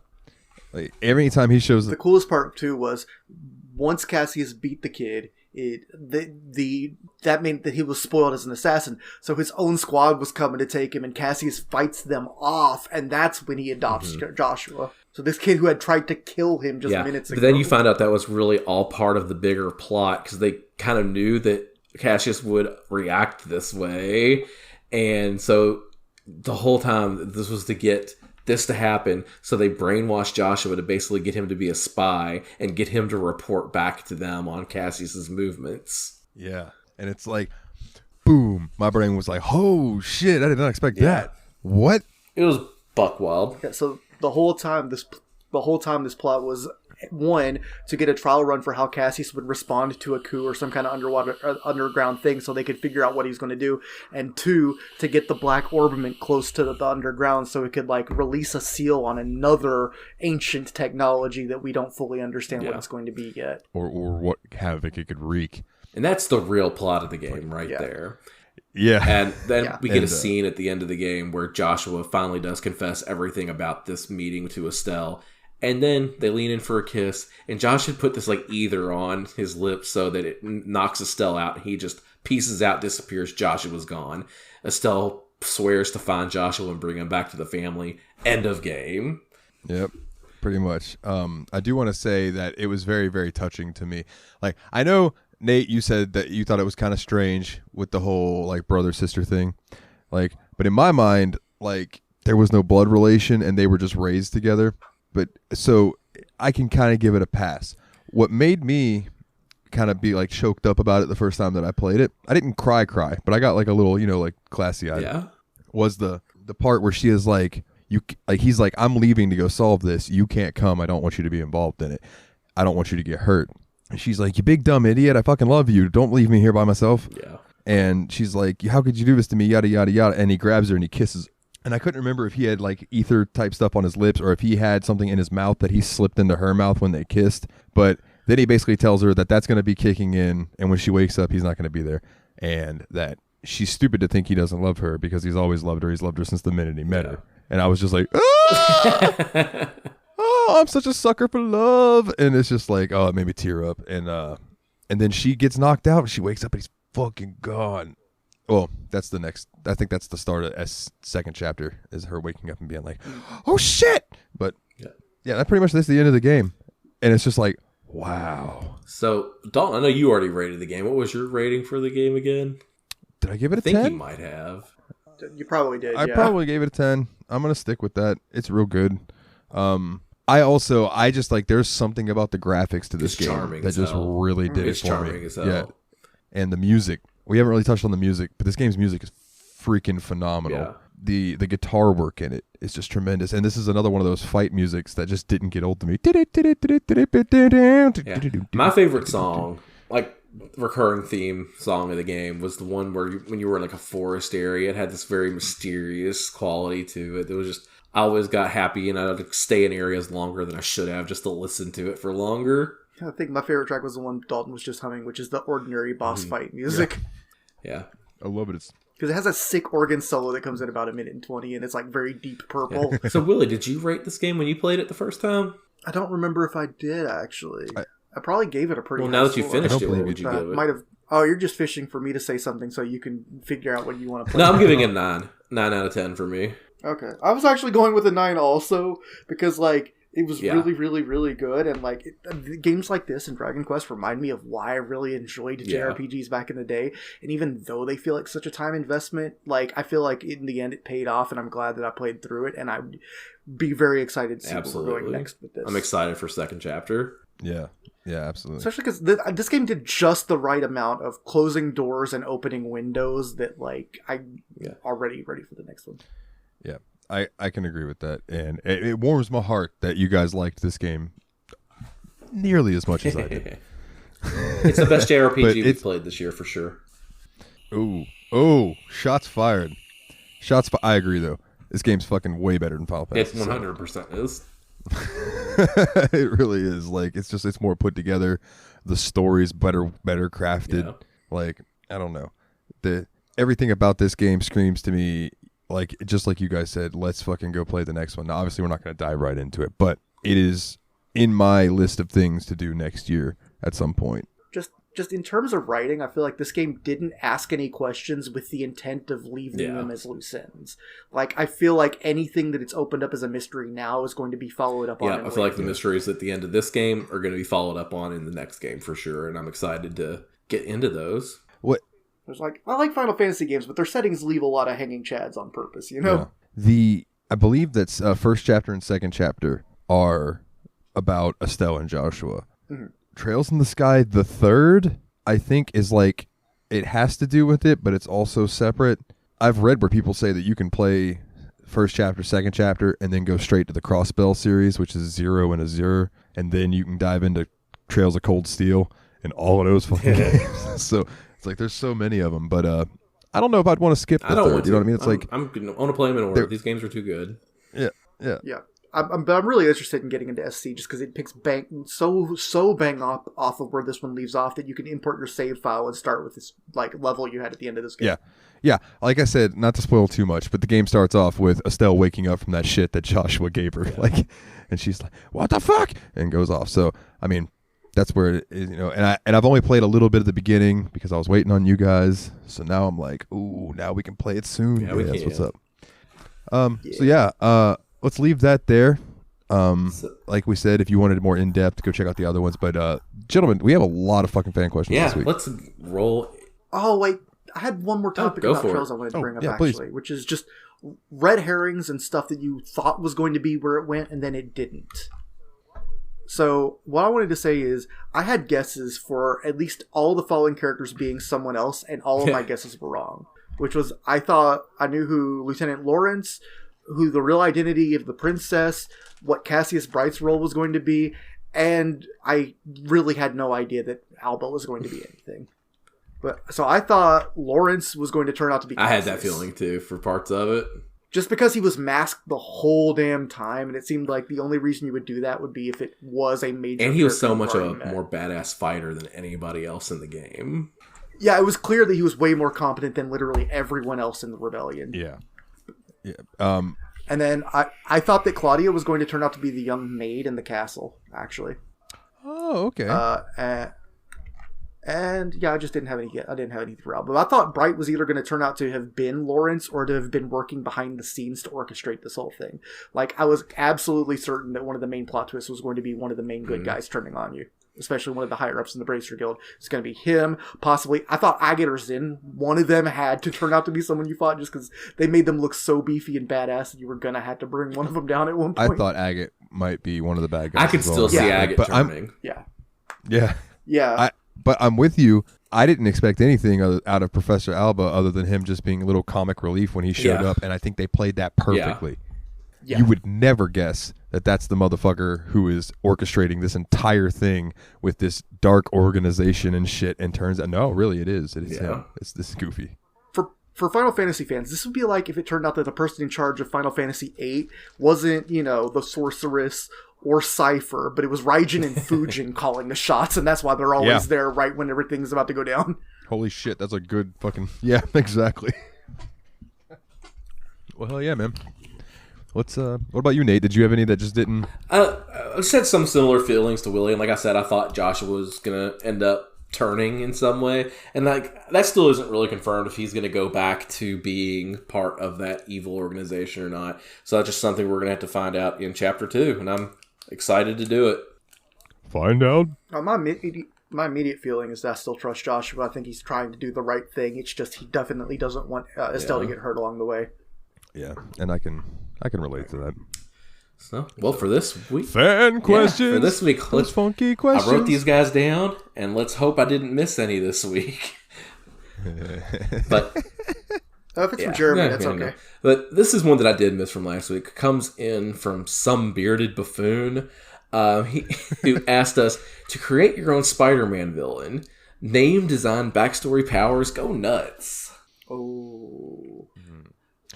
Okay, let me think about this for a minute. I think we all, did any of us pre-plan this one, or are we all going live? Fuck it, we'll do it live. So we had 2 weeks to think about this one too, but I didn't see it till now. Off the top of my head, the first one that comes to me, Raid Man. You piece of shit. Right? Raid Man. And his powers is like he has the same thing like Spider-Man can shoot webs, but he shoots Raid. and he just and he kills Spider-Man. And that's the end of it. Like, it's just Raid Man. And then he can't be stopped. Or you can call him Raid In. and he can infuse his lightning bolts with Spider Killer. If the problem is for me, like with a lot of villains like this, is like the ones that stick out to me in Spider-Man are like a lot of times the animal-based villains. Like you have Rhino and Scorpion. Mm-hmm. My brain keeps thinking a great villain for a spider would be a bat. And it's like, I'm basically picturing Man-Bat. That's all I got. I'm sorry, guys. That's right. Man-Bat from the Batman universe is going to come mess with Spider-Man now. Man-Bat kind of has more Spider-Man villain energy than Batman villain energy in the first place. Yeah, Batman versus Man-Bat. That's just let's see. Writes itself. Like, I also was kind of hooked on that whole animal thing. And what I was thinking was, this probably already exists, right? There has to be like an even bigger, badder Spider-Man called the Tarantula. That's a great idea right? if it does. I don't know. Dude, it could be like a an even more tech-based one who's built more in robotics, like kind of cross between Doc Ock and Spider-Man. Like, that's a really cool idea. Ooh, there could be like a guy, call him like the Raptor, and he runs really fast and has like claws on his boots that he'll like jump and kick you and slice you with the claws on his boots like a Velociraptor would. The cassowary for Adam, because that's what cassowaries do. The cassowary. Cassius the cassowary. There we go. Oh, he would have to be named like Cassius Cringe or something like that is his real name, and he's the cassowary. I almost said Cassius Clay. I don't know that's a name for him. Oh, man. Then again, there's a character named Jefferson Davis in Spider-Man, so they haven't shied away. That was a weird choice to me, but I don't feel like getting into that one. Anyway, so our next question. You're walking down a road at night, and you come across this sign. Which path do you choose? and it's left for Raccoon City or right for Silent Hill. Jesus Christ, what shitty two options. I don't know as much about Silent Hill is my problem. My understanding is Silent Hill tends to be more psychological torment, and I don't need that shit. Just let me hope I can find shotgun shells and fight my way through the zombies. I'm going Raccoon. The whole idea of Silent Hill is that when you go there, basically your worst fucking fears and nightmares manifest inside the town. Oh yeah, so then let's just go to Raccoon City because I would rather deal with zombies than anything I'm more scared of. Hopefully, let's all go Raccoon City. We'll Left 4 Dead it. All right, just I'll coach. Get some weapons. Who carries the gnome? Oh, damn it! I'll carry the gnome. Nice. All right. So our next question, and this one's kind of more of like a question of how we do things to make sure we're prepared for the show. I feel like this one comes in from Adam. How do you guys go about utilizing your game time, both for the show and outside the show? For example, when he's playing an RPG, he likes to break it down into a certain number of save points, playing to the next chapter is using a walkthrough or a full section of the walkthrough per night. And Adam, I actually really relate to that last point because as I was playing Trails Through the Sky, I had this guide open that just kind of had names of like the Bracer missions in it. So I knew pretty much what order in the Bracer missions I was in. So that really kind of helped me to see where I was in terms of the game. So I wasn't too stressed out about running out of time for this game because I kind of always knew where I was at.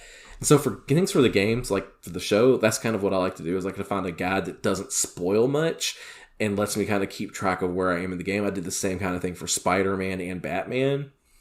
But for games that I'm playing just for myself, I don't tend to look at much I just play it as I feel like playing it, because if it's just for me, it's just for me, so who cares how long it takes me? The guide thing is a huge thing for how we budget our time on the podcast. Usually Nathan will find a guide on somewhere like IGN that has a table of contents, so we can see like what all the chapter titles are. Like we did that for Half-Life. I looked one up on my own when I was doing Doom 3 just to figure out where I was in the game. And then not even read the walkthrough, but just know approximately where I am in terms of percentage of the game complete. Like, that really helps. What else I like to do is panic and do everything in the last 2 to 3 days. I didn't know if you were going to actually bring that up. Yeah. Because I tend to be... I have a lot of anxiety issues, so I tend to just not let myself play any video games until I get a certain point into the game, and then I just end up not playing any games that week because I feel too bad to do it, but not like committing to playing the game yet. So a lot of the times that just kind of ends up being the issue where I'll just eventually say, well, if I don't do it now, I'm never going to do it. So 2 straight 8-hour days of Spider-Man ought to get me close enough to talking about it. About you, Dalton. And me, so my general philosophy is just try to play an hour every day. Like, just put aside an hour, play it. Now, some of the games that are longer, obviously, if you have a day off, you can dedicate a few hours to sitting down and playing. But like, luckily, like since we've switched to bi-weekly, it's become a lot easier. And then like, especially when we're doing multiple part games, like having a whole month to play through it instead of 2 weeks to play through a 60-hour game or whatever, it helps a lot. Here recently, like if I'm honest, like I've been going to work, and when I get home, I might be in the mood to play video games. Like I might just be in the mood to talk to my friends. You know what I mean? Like it just depends. Now, I don't always play the games that are for the show. Like, I do try to budget in some time for like I said, I play a lot of Wrestling Empire. It's a blast. If anybody's listening and, like, you liked No Mercy, or what was the one that you guys had? The WCW one for Nintendo 64? Revenge, yeah. If you liked those games, check out Wrestling Empire, because, like, it reminds me of that style of wrestling game. But anyway, I don't know. Sometimes I just don't feel like playing whatever game we have for the show, so I just play something else. But if it gets to a point where I feel like, okay, I've got a week and I need to play for the show, the game, then I'll generally just play that game that week. But I typically try to just knock it out a little bit of time every day. Nice. Just just put aside some time, And for Adam, I wish I could say after your kids are asleep, that's the primo time for you, I'm sure. I wish I could say I took that approach, but even after we moved to bi-weekly, I still feel like a lot of the games we've been playing, I've done like 80% of my playtime in the 3 days before recording.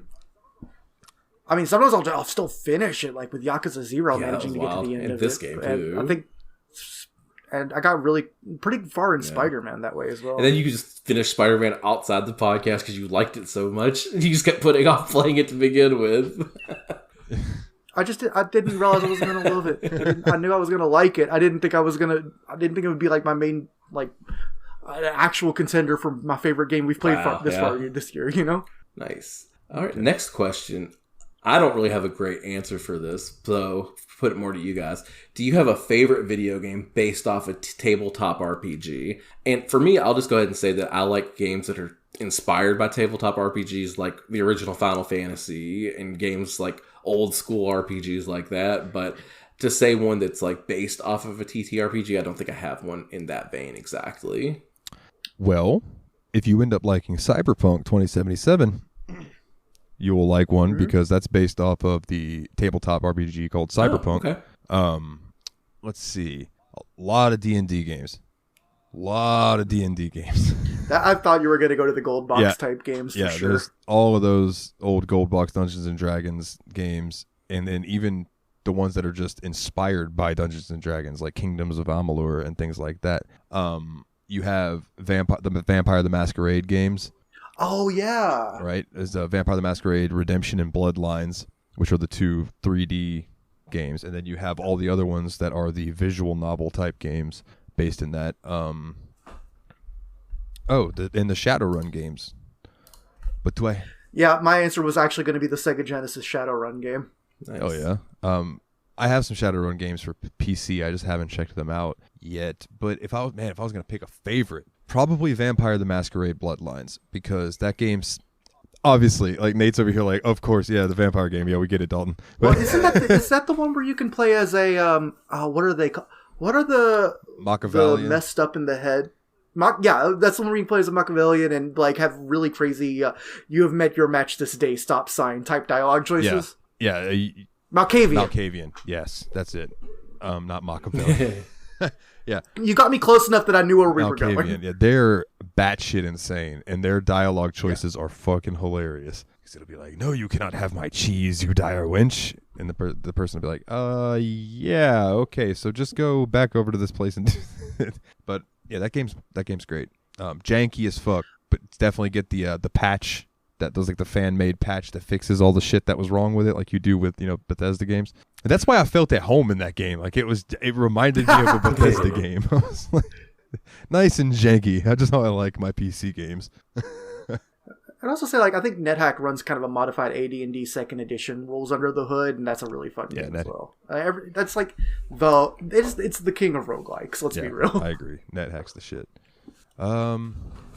Nate's taking a swig, so I'll ask the next one while he's taking a swig. This one's from Brian. I'm curious how you folks feel about Brutal Legend. The idea of what it was and what it could have been feels kind of shitty. What do you like about the game, and what would you change about it to improve upon it?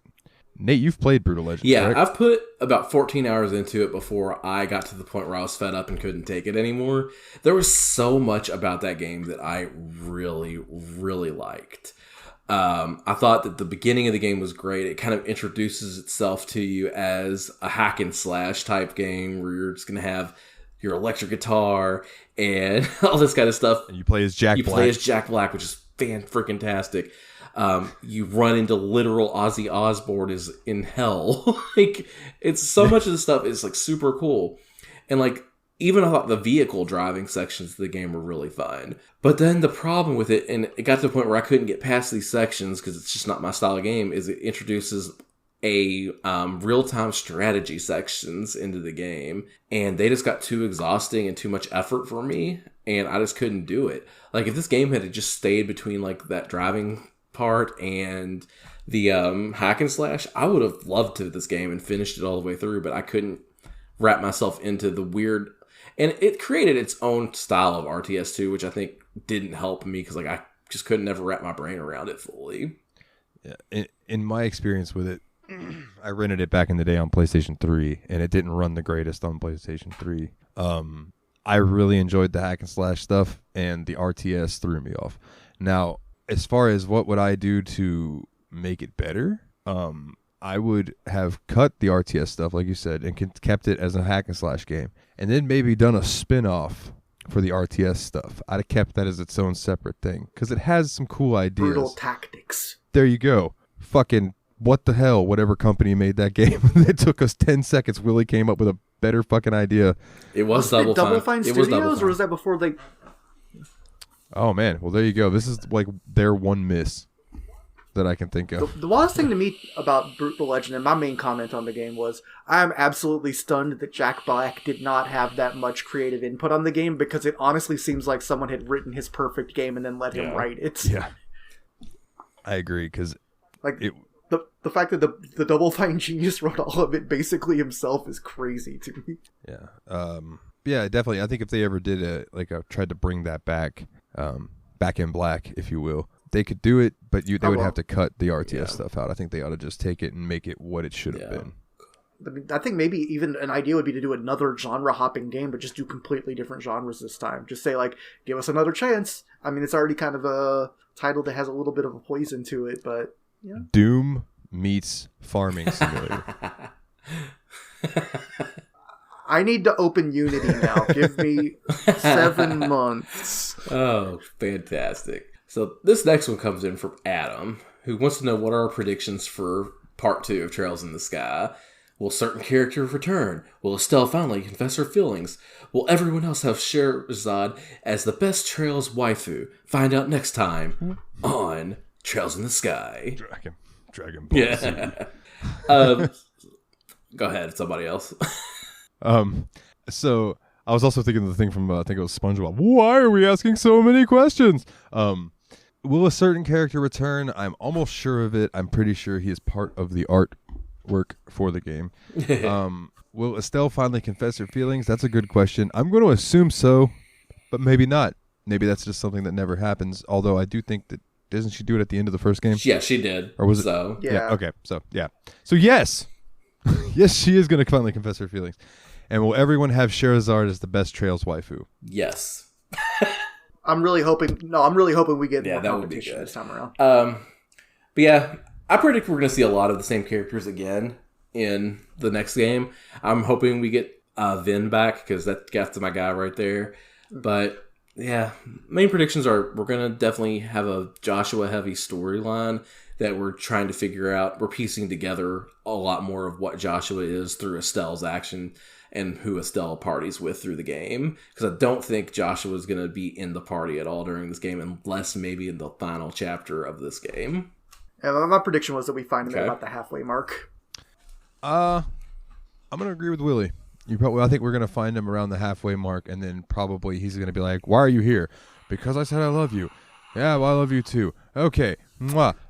Let's go kick some ass. And then you guys go and do whatever the fuck, like. Oh no! I didn't mean that, like, you just run into him. I mean, like, I think you're gonna bounce into him a bunch of times in the equivalent of the second chapter, and at the end of it, he'll join back with you permanently. That's my theory. You will be basically chasing him one step behind him a lot of the way. Like, I think it's gonna be trails of Joshua. You're gonna be following Joshua's footprints a lot. I don't think you're gonna run into him until the very end. And I think you might have to fight him. I think fighting him seems reasonable, actually. Well, that'd be interesting. I have a follow-on question, because you said Scheherazade best waifu. So I have a fan question from Willie Destructo. That question is, pick your JRPG whip babe. Is it Scheherazade or is it Quistis Tree? I'm gonna go with Scheherazade on this one. TBH, more like the body. Come on, the body. Oh, sure. Quistis tall and lean. I got the hot teacher thing. Scheherazade's also kind of your teacher, and she's thick. Both of you make very valid points. Scheherazade's hot, but like I have a thing for pasty white girls. That's why you love Final Fantasy VIII so much. yeah, they're all everyone, including the boys, are pasty white girls. Like that porcelain skin look, dude. I love it. I'm gonna go with Quistis. Although, don't get me wrong, I think I would have more fun with Scheherazade. Scheherazade would destroy me, but sign me up. When you say it that way, I'm starting to see that argument. I was Team Quistis when I brought this up. Crossing whips. Yeah, never cross the whips. Oh, next one. And this is a doozy of a question from Fenris. Big question. What is your favorite game from each platform from each generation you have played on. Fuck. So we're gonna have to go way we should probably name each platform, and then if you have an answer, say it, and otherwise we'll go on to the next generation because this is gonna be a long one. We have to go way back. Start with NES and stuff. Okay. I had 2 systems earlier than NES. I thought I don't have anything for Atari or Commodore, dude. I'm sorry. You can if you want to. Yeah. If you have them, I don't have any either. I would say easily my favorite Atari 2600 game is Yar's Revenge. And my favorite Commodore 64 game is a tie between... Actually, it's a 3-way tie. Probably the one I had the most overall gameplay time in was Gorf. I think the one you can call it golf now. It's fine. It's frog spelled backwards. Oh, it is. The one that I thought I enjoyed trying to play, even though I never was any good at it, was Raid Over Moscow. It was like my first experience with a game that's like Dark Souls level of just keep bashing your head into it and see if you can make some progress. And I think the one that ended up being the most important to me was Hitchhiker's Guide to the Galaxy. It was a text adventure that we had for the Commodore, and it got me both into text adventures and into Douglas Adams and like sci-fi comedy. Can we pause here for 1 second and I go drain the snake? Por favor, please. because I know we got a bunch of questions left. Okay, yeah, I'll be real quick. 1 second. Now he's taking a piss and his dick's in his hand while he's having a smoke.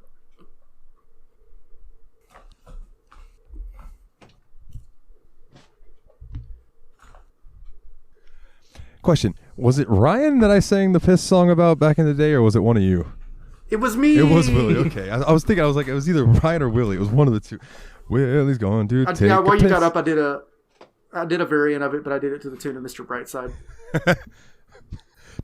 Pissing out of my dick, and I'll be doing just fine. All right. So let's jump into NES from there, right? Let's go ahead and do NES and Master System together, because... Yes. Thank you. Same exactly. generation. So for NES, I'm going with Castlevania. Okay. That's a good pick. Think ultimately it's got to be Mike Tyson's Punch-Out for me. Really? I feel like my answers to these could change if you ask me this entire list tomorrow. I'll probably give you an entirely different list of like half the games only to be the same. So NES, Star Tropics. Gross. Okay. It was That's one of my favorite games as a kid. I feel you. That game seems too rude to allow children to have. That game does some mean tricks. It was just one of the games my dad had on his NES that I played. I don't know. So Master System. Do either of you have a favorite? No, I've never played Master System. I think the only Master System game I've ever beaten was Wonder Boy. It was really good. I liked it. I mean, it's basically the same as Adventure Island for the NES, so I already knew what to expect, but I liked it. So my favorite game for the Sega Master System, to the surprise of no one, is Phantasy Star. For the first Phantasy Star. But Wonder Boy, and I think it's Wonder Boy 3 Monsterland, Wonder Boy and Monsterland, I think it's like is the one that we played. I don't know if it was, I think it was us. No, it might have been me and Ryan. It was me and Ryan. Yeah. It was one of the games where they redid the art style, but you could hit the buttons and switch back to the way it looked and sounded on the Master System. So good. That game was good enough that I want to eventually spend the money to get the original for Sega Master System and play it on original hardware just to see what it's like, you know. So if that's the one I think it is. I played the TurboGrafx 16 remake of it, and it was extremly good. If we had to pick a TurboGrafx 16 game, that's the only one I've played for that too. So Wonder Boy, you're batting 2 for 2. I want to throw this console out next. It's kind of a weird one. I want to throw Game Boy, Game Gear. Ooh. Same. Yeah, that's good. Pokemon Yellow, Pokemon Red, Kirby's Pinball. Okay, not bad. No Zelda. Impressive. Yeah. All right. We just didn't have Link's Awakening. I feel like we would have absolutely loved the shit out of it if we had it, but we didn't grow up with it. So next, that puts us to Super Nintendo, Sega Genesis. When I was younger, I never would have pictured this. Genesis, I'm going Comic Zone. Nice. Ooh. I'm trying to think of like a Genesis only game. You know what I'm like? Comic Zone. Comic Zone was the Genesis. I'm not going to pick exclusives. I was thinking to pick a Street Fighter 2 or Mortal Kombat 2 for Genesis, honestly. So I was thinking Mortal Kombat 3 for Genesis. So I feel you. And then Super Nintendo, Illusion of Gaia. Nice. So for me, for SNES, I have Donkey Kong Country. That makes a lot of sense. And for Genesis, I have Sonic 2. Music. Sonic 2 is probably the objectively correct pick for best Genesis game. I guess for Super Nintendo... I must not be in electricity. I'm not shocked. Sorry, continue. This sucks because I didn't end up playing it on Super Nintendo. I actually played this game on PlayStation 1, which is arguably the worst way to play it, but Chrono Trigger. Ooh. For Sega Genesis, I mean, it does feel bad going for an arcade port for your best game for a system, so... that's what it is, it's what it is, because I feel it completely. Yeah, I mean, there were just too many summer break vacation evenings with big glasses of lemonade alternating between playing Street Fighter 2 and Mortal Kombat 2 and going out to the above ground pool. Like, such formative memories for me. Just such gaming salad years. If it makes you feel better about Chrono Trigger, I didn't play that until the DS version. So yeah. I didn't experience that till Well, it was also famously it was one of the most expensive games to get your hand on even back in the day before the PlayStation version came out. It was like one of those cartridges that already cost like $110 when you could get like Mario World for 50 cents. Woo, man. That's, it's weird about that. Sorry, just real quick, is that the DS version that I have, I bought for like $35, and that motherfucker's like worth like $90 now or something stupid. Like the price is going up on that thing too. I'm like, why? That's wild. Anyways, so I think we could slip like Game Boy Advance in here. Is there another like handheld that sits in that same category, or is Game Boy Advance kind of by itself? I mean, I had a Game Gear at some point. Give us a Game Gear game if you have any interesting ones. They were basically Master System games. Pretty much. I had a Power Rangers game that I really, really liked as a kid on Game Gear. So I would go with that. I don't remember the name of it, though. I think it's Power Rangers the movie, actually. My GB... I feel like the GBA deserves to be broken out, though, for sure. My GBA game is Castlevania Circle of the Moon. Okay. Hell yeah. Yeah, that doesn't surprise me. That's pretty close to what mine was, which is going to be Metroid Fusion. Word. Metroid Fusion was like one of those games that made me say, like, first off, I didn't really love the NES Metroid growing up. That was the first Metroid that I played all the way through, and I was like, damn, I can see why people love these games. And I played it with earphones in too, and believe me, that game benefits so much from having headphones in compared to playing it on the little tiny speakers, because it makes such great use of the stereo audio and the horror elements of the Metroid series. Like, I feel like Metroid Dread is definitely an attempt to return to the form of Fusion in a lot of ways. If I were to pick a Game Boy Advance game, then my answer would be different. The games that I played the most on my Game Boy Advance was Pokemon Gold. That was Game Boy Color, actually. It was like no. We didn't leave a color category. I know that. I know, but that was the game I played the most in my Advance. Was because I could make the screen bigger, and my blind ass could see it better. Yeah, you could stretch it. Yeah, and that was like that's why I don't think I mind stretched graphics these days, because I'm like, my Game Boy was stretched almost the entire time I was playing Pokemon. But I would constantly use that thing to stretch out Mario Land, because that game was had such the tiniest sprites, the original Mario Land. God, I liked Mario Land a lot when I used to play it. Short but sweet. The Game Boy Advance game that I really, really liked, though, that I had, Earthworm Jim 2. Or it might have been the first Earthworm Jim. It was one of them. But it looked so good on the Game Boy Advance. I swear to God, I was absolutely certain you were going to be like the one person that played and loved Golden Sun. Like, I swear I thought that's what you were going to say. That's on my list of things to emulate eventually, is because I've heard Golden Sun's really good. If that makes you feel that you were somewhat justified in thinking that. Nice. I just like you've pulled for some epic RPGs that I've never played before, and that seems like one that would be up your alley. Nice. I guess that brings us into the Nintendo 64 PlayStation era, huh? Okay. This is where it's going to start getting real hard for me. I have my answer, so I've decided to plan for this question. So for Nintendo 64, my favorite Nintendo 64 game is WCW NWO Revenge. It's fantastic, a great video game. There's not going to be another wrestling game that ever tops it for me. For PlayStation, I went with Final Fantasy VIII. Okay, great answers. Definitely two of the ones I'm already considering for mine. Oh, man. Nintendo 64, I'm going to go Banjo-Kazooie. Okay, cool. Okay. Original PlayStation. That's a big cat. That's a big library, I feel. The struggle. Yeah, and I feel like my PS1 answer is going to be I thought your weird. PS1 answer was going to be Symphony of the Night, to be honest. That was my very first thought, but I just realized that's not it. I got to think, Willie, so you go ahead, unless you... All right.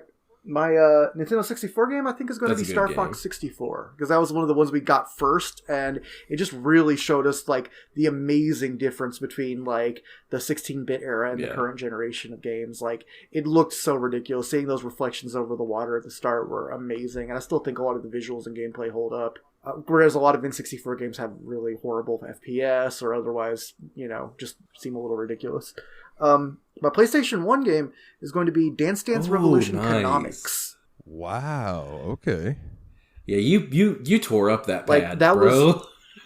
I tore up several pads playing that game. I love some DDR. If I just saved up to buy an actual good pad instead of buying the $20 one that was made in our country, Good shout, bro. DDR games are a blast. That's the first. I thought about going with DDR Max 2 as my pick for best PS2 game, but PS2 is going to be such a stacked game case that I don't think that's even going to make my top 10. So I figured this would be where I get my DDR shout out. I wish I could remember which DDR game it was that I heard the whistle song for the first time. Blow my whistle, that was baby. Probably Max 2. That was Max 2 for Open PlayStation up and 2. put it Unless in. you played it in arcade. Let's begin. Yeah, it's such a good fucking song. We're all dancing. Yeah. Man, fuck me. My favorite PlayStation game. Okay, so he's gonna have used all that time, and he's just gonna blanket say medieval. No, no, because my heart goes with like Tomb Raider, but I feel like those continued on and like lived on, and I know that doesn't make sense, but in my mind, I'm like trying to think of something that was like strictly made its impact on PlayStation. But then again, the other one that comes to my mind is Siphon Filter. Oh, wow. But I'm gonna go the original Metal Gear Solid. Metal Gear. Yeah. Metal Gear. Snake. God, I'll never forget. Does Snake say snake to himself very often? Oh, I don't know. I'll know, dude. I talk about this every time I talk about Metal Gear. I don't care. A solid snake. When David Hayter was on Factory Sealed, and I got my question answered, and they were like, "This next question comes from Dalton Suter," and he went, "Dalton Suter" in Snake's voice. I fucking jizzed my pants. It's the coolest thing ever. All right. I guess this brings us to a difficult era as well. GameCube, PlayStation 2, and Xbox. Xbox 3, Xbox One original, yeah. Damn, I know. See, we weren't really Xbox in our house. We mostly had PlayStation. I'll go ahead and say I can go ahead and jump to my Xbox answer then, which is just I always played the original Halo at other people's places whenever we had Xboxes around. If I throw sticky grenades at each other or play rocket launchers at Longest Yard, either way, just dumb, stupid fun. I can throw out Xbox if you'd like to get that out of the way. So I have a cheat answer and a regular answer. So my cheat answer is Conquer Live and Reloaded because it was a remastered version of Conker's Fur Bad Fur Day. I feel like that's acceptable, actually, because that one was substantially different. But the best snowboarding game that I ever played, barring SSX Tricky, because SSX Tricky is a god among gods, in my opinion. The best snowboarding game that I ever played was on the Xbox, and it was called Amped. I think it was Amped. It was either Amped or Amped 2. I think it was Amped 2 that I had. But you could snowboard, but you could also get a skateboard that had a ski on the bottom of it. So you could ride down and like do kick flips and grind and stuff as well. It was the coolest game, and it died on the first Xbox. Like, I don't know what happened. That sucks. It was really good, though. I feel like snowboarding series don't live very long. Like, there were less than 3 games of the Snowboard Kids, of 1080 snowboarding. I'll go ahead and say that I do not have an answer for Xbox or GameCube, because those were 2 consoles I never messed around with much. Okay. Oh, I can do my GameCube one immediately, too, because I only owned a couple GameCube games. Me too. This is just obviously the right answer to me. I feel like this would be your answer if you'd had played it at all, Nate. Eternal Darkness, Sanity's Requiem.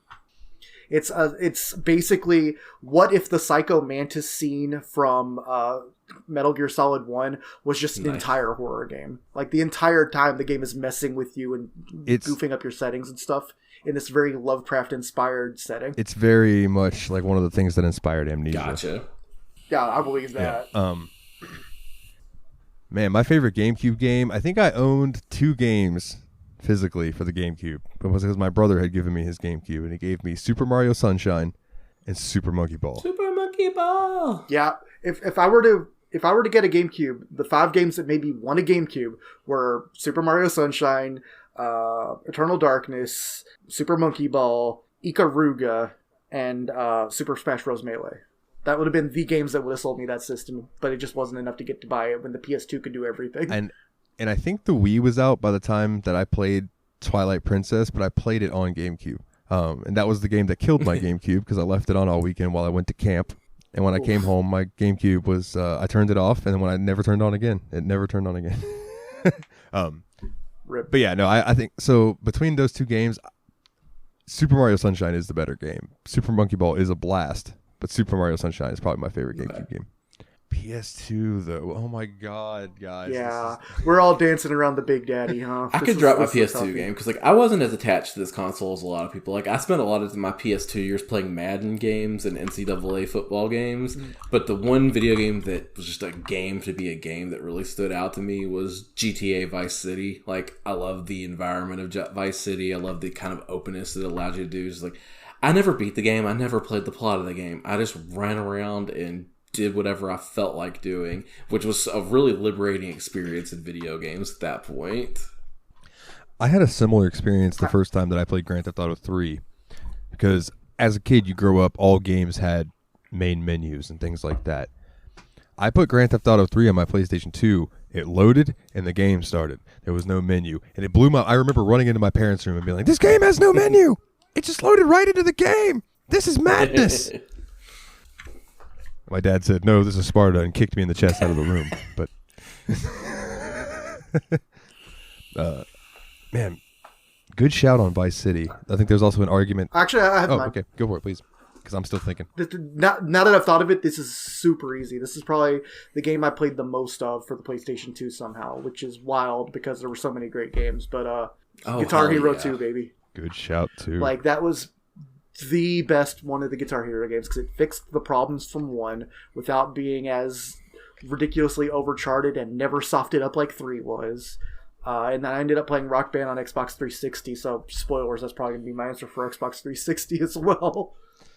PlayStation 2. There's an argument that could be made for San Andreas. Yeah. I feel like that's the most obvious GTA game for the system. It's just, I ended up spending more time in the actual plot of Vice City, whereas I just use San Andreas as a Havoc simulator. Oh, yeah, I beat all 3 of them. I loved those games so much. Wow. But I could never get that far into the game's plots. I cared a lot less about crimes and drugs and more about just jacking cars for myself and having a good time. I think that's why we did so much better at Yakuza. It's like, you can only cause so much chaos on the streets. You can, however, play Hang On. Holy shit, there were so many good games on PlayStation 2.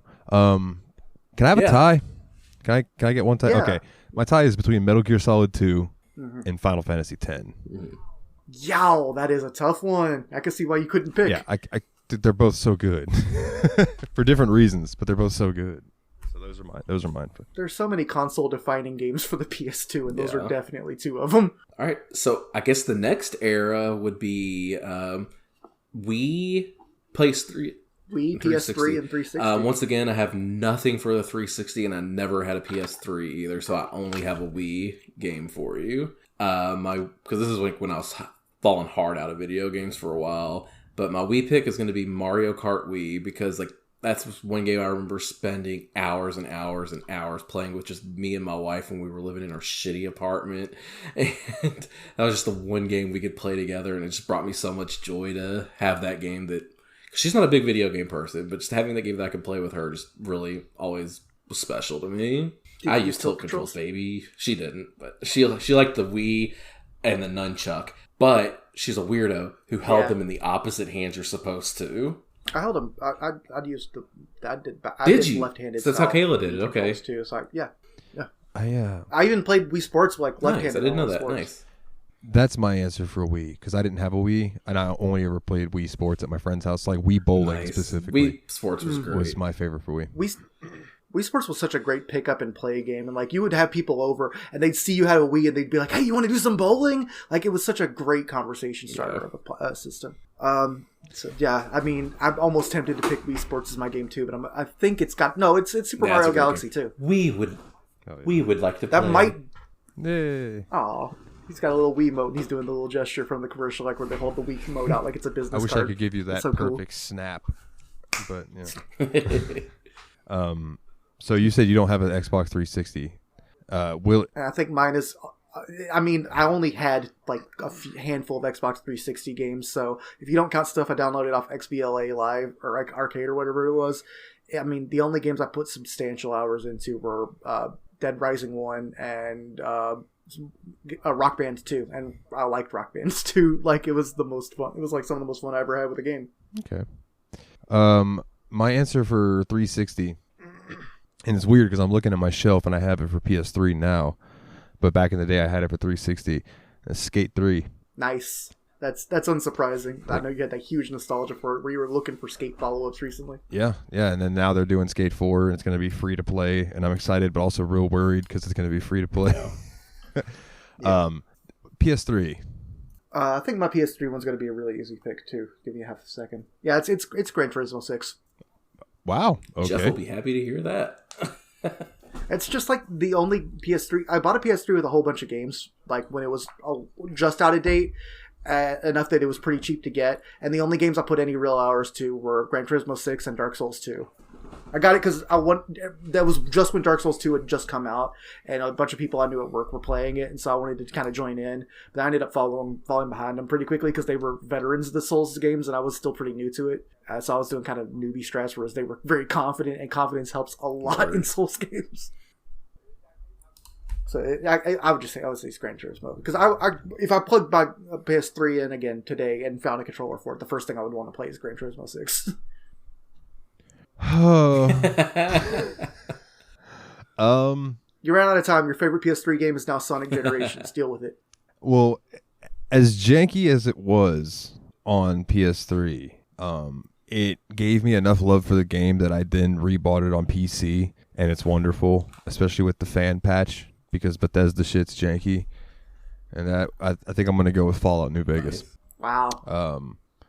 I have that around. But like, shout out to this game called MAG that used to be on PS3, and it died on PS3 as well. It stood for Massive Action Game. Basically, the reason that I really liked to play it was because it was fucking intense. For the PS3 now, remember this was PS3, and they still haven't really done anything like this since. There was a mode called Domination, and it was teams of 128 on 128. Ooh. And dude, there was just so many people. And I got really good with a shotgun, and I would hide in tall grass and lay down. And as people would run by, I would just boom, and I would move to a different section of the tall grass and lay down, and they would come back to try to get me, and I would just boom and kill them again. It was great. And the first person I ever got killed by in that game's name was Catbutt. And I'll always remember that. Got killed by Catbutt. That's such an online game. It is, dude. So yeah, that's PS3. So that leads to the because do you guys have favorites for the newest generation? Well, it's still in their generation before the newest generation. Yeah, I don't have any current gen consoles. Yeah, do count the Switch. So we still haven't done the PS4 Wii U, yeah. Xbox whatever phase. That was Xbox One.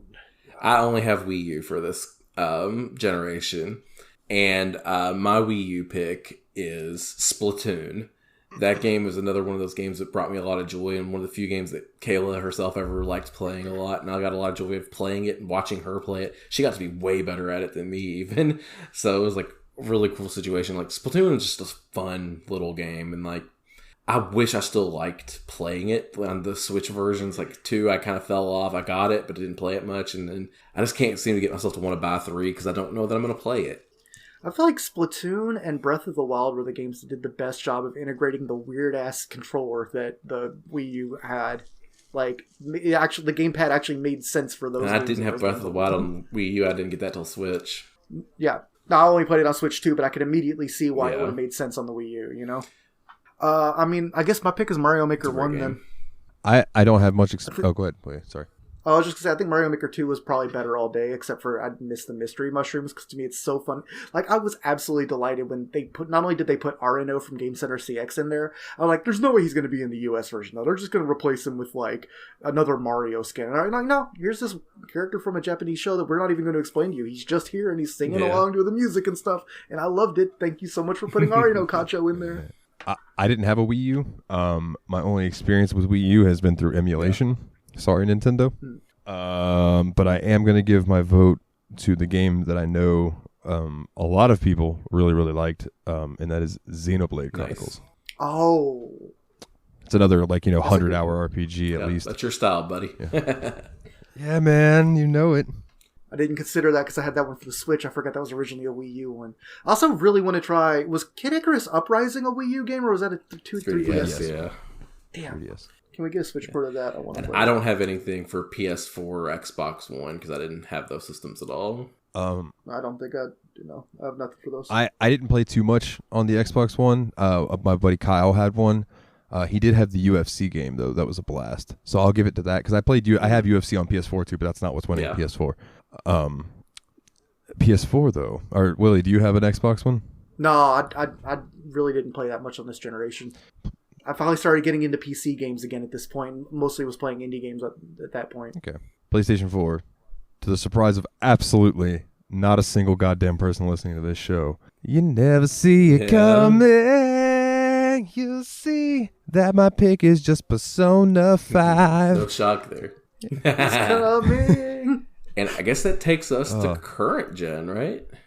Yeah. I only have a Switch pick for you because I've only Nintendo and PC now. So Switch pick. It's not going to be a surprise. It's not a Nintendo exclusive. This is Dragon Quest XI. I first played the game on the Switch, and that takes the cake for me. Okay. Switch game. Yeah, unfortunately, my most pleasurable times on the Switch were also not Nintendo games, and I think about it. Though I have nothing but love for Breath of the Wild, for Mario Odyssey, and for Super Smash Bros. Ultimate. Well, I have a lot of opinions about Super Smash Bros. Ultimate. That's a complicated relationship there. But I think the game I ended up playing and just really, this is the game that made me want to play, well, I mean, it's not I was finally happy to have a system that played indie games until I got a computer that could play games again. But it was definitely getting into, I think that was the system that I actually played Hollow Knight on. Because I got you that for Christmas one year, yeah. Then I ended up playing Hollow Knight, Hades, and Dead Cells basically back to back and being like, oh shit, games are good. Those are a few games that will reignite your love for games if you've been struggling to find some games you like. Exactly. Because before that, I would just been playing whatever the current Switch blockbuster was, and that was it. Playing Breath of the Wild or Odyssey or Smash Bros. And then those games made me go, oh, damn, I need to see what's going on in games. Because I heard about these games, and I know it's supposed to be good. What's funny to me is other than, Odyssey, other than Nintendo only games, all my favorite games I played on Switch are games that I also have on PC now. Battle Chef Brigade. That would be Battle Chef Brigade is definitely up there as one of them. Which... By the way, please put Golf Story on PC. Yes, please. You'll make money. Bro, I'm about to make that a host pick one week, and we're just going to play a Switch game, and I don't give a shit. That's fine. Yeah, I'm fine with that. Golf Story seems so cool. Just pick a week where my leg isn't messed up so I can go to work and make enough money to buy a Switch game. Let's see. So, again, My heart and my brain are telling me two different things. My brain is telling me Ys 8. Ys 8 was the best game that I played on Switch. My heart is telling me, bro, Fairy Fencer F Advent Dark Force, which was more of it's made by the same people who make the Neptunia games and that style. You really liked Fire Emblem. I beat that too at Three Houses. I just made it harder. I'm sorry. You're right. No, you didn't. Actually, you just gave me my answer because that's a Nintendo exclusive. Fire Emblem Three Houses, 100%. It was Fire Emblem meets Persona, and it was exactly what I needed after playing some Persona. It was like the Persona 5 of Fire Emblem games. Yeah, it really was. It was fucking fantastic, and I really liked it, and I'm sad I traded it. I wish I still had it so I could play through it again. I'll buy it again one day. I'm a little afraid to play both of those games because I know I'm going to get sucked in. Persona and Fire Emblem Three Houses. I know the moment the game get their hooks in, you guys just aren't going to see me again for weeks on end. I'm sorry, that's eventually going to happen with Persona because it's coming up. But that's going to have to be a 2 or 3 part. Yeah, TBH because we might have to bring back the short game, Paul, for that week. Yeah, that wouldn't be a bad idea. I can give you a PS5 one, just the one that I want to play the most. That's an exclusive on PS5 is Ratchet and Clank. Yeah, that looks good. That actually looks really good. Or Rift Apart, I mean. I watched a YouTuber play through that, and it looks awesome. In that case, I can give a best game for PlayStation 4 then, because I never played it, but it was an exclusive, and that's Bloodborne. Oh, that's the only thing that made me actually want to buy a system that generation. Dude, that's one of those games that people are pining for a port to anything, to PS5, pining for a port to PC. They're just please fucking do something with Bloodborne. Yeah. All right, I think that's, and none of us have anything for the new Xbox system, I don't think. Do we want to do anything? I mean, I gave a Commodore game. Does anyone want to do PC games? That is way too much to ask. We're on a PC game podcast. Here are our opinions about PC games listening to the podcast. That's true. Fair. And we still have a few questions. Best PC game of all time to go through. So this one comes from our buddy Dane. Dane asks, "What game have you spent an embarrassingly high number of hours playing? that isn't Skyrim, Dalton? Oblivion. Boo! No, cop out. No, can't do it.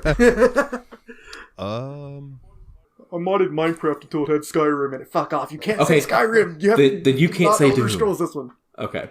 I wasn't gonna say Doom. Ooh. I'm not embarrassed by the number of hours I have in Doom. I have a. Probably. I'm embarrassed by the time I've spent playing other games. Do you have an answer for this one? Super Smash Bros. Ultimate is my answer to this question. I have over 600 hours in that game. And I don't play it anymore. I haven't played that game in like 2 years. And I have 600 hours into it. That's because other platform fighters came out and you had more fun playing those. That's actually what I was going to go with, was games that I played a whole bunch of hours in, never got any good at, even though they are theoretically competitive games. It's Brawlhalla and Rocket League, of which I have about a combined 1,000 hours. Although, actually, the original thing I was going to say was Rocket for the PlayStation 2. That was a fun game, though. I like that game a lot, honestly. It was genuinely not a good game, but it was so fun to play that it didn't really matter. And I just like to be Clever Lang in that game. I remember that specifically. I like to do the tournaments and play as little Spider Rico. Guys. Little Spider Rico.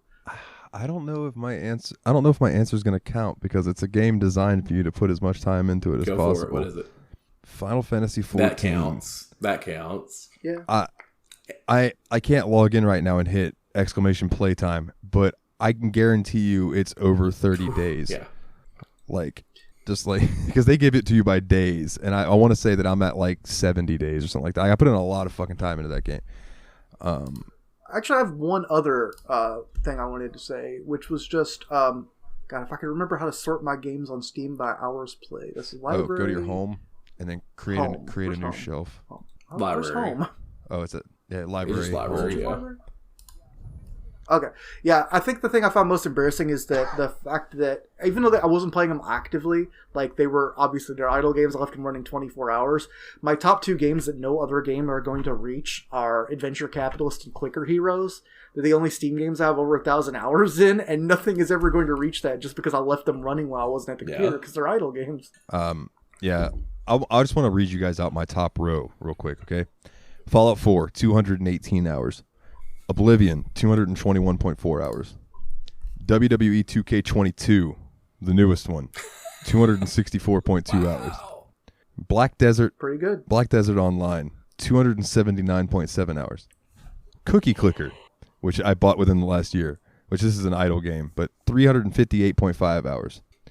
NGU Idle, 518.2 hours. That's an idle game. I'm so grateful that I mostly played NGO Idle on Congregate, so even if I were to port my file from over there, it wouldn't count for my Steam hours, because, oh my god, that would be my most played game of all time otherwise. Skyrim, at number 1, 983 hours. Son.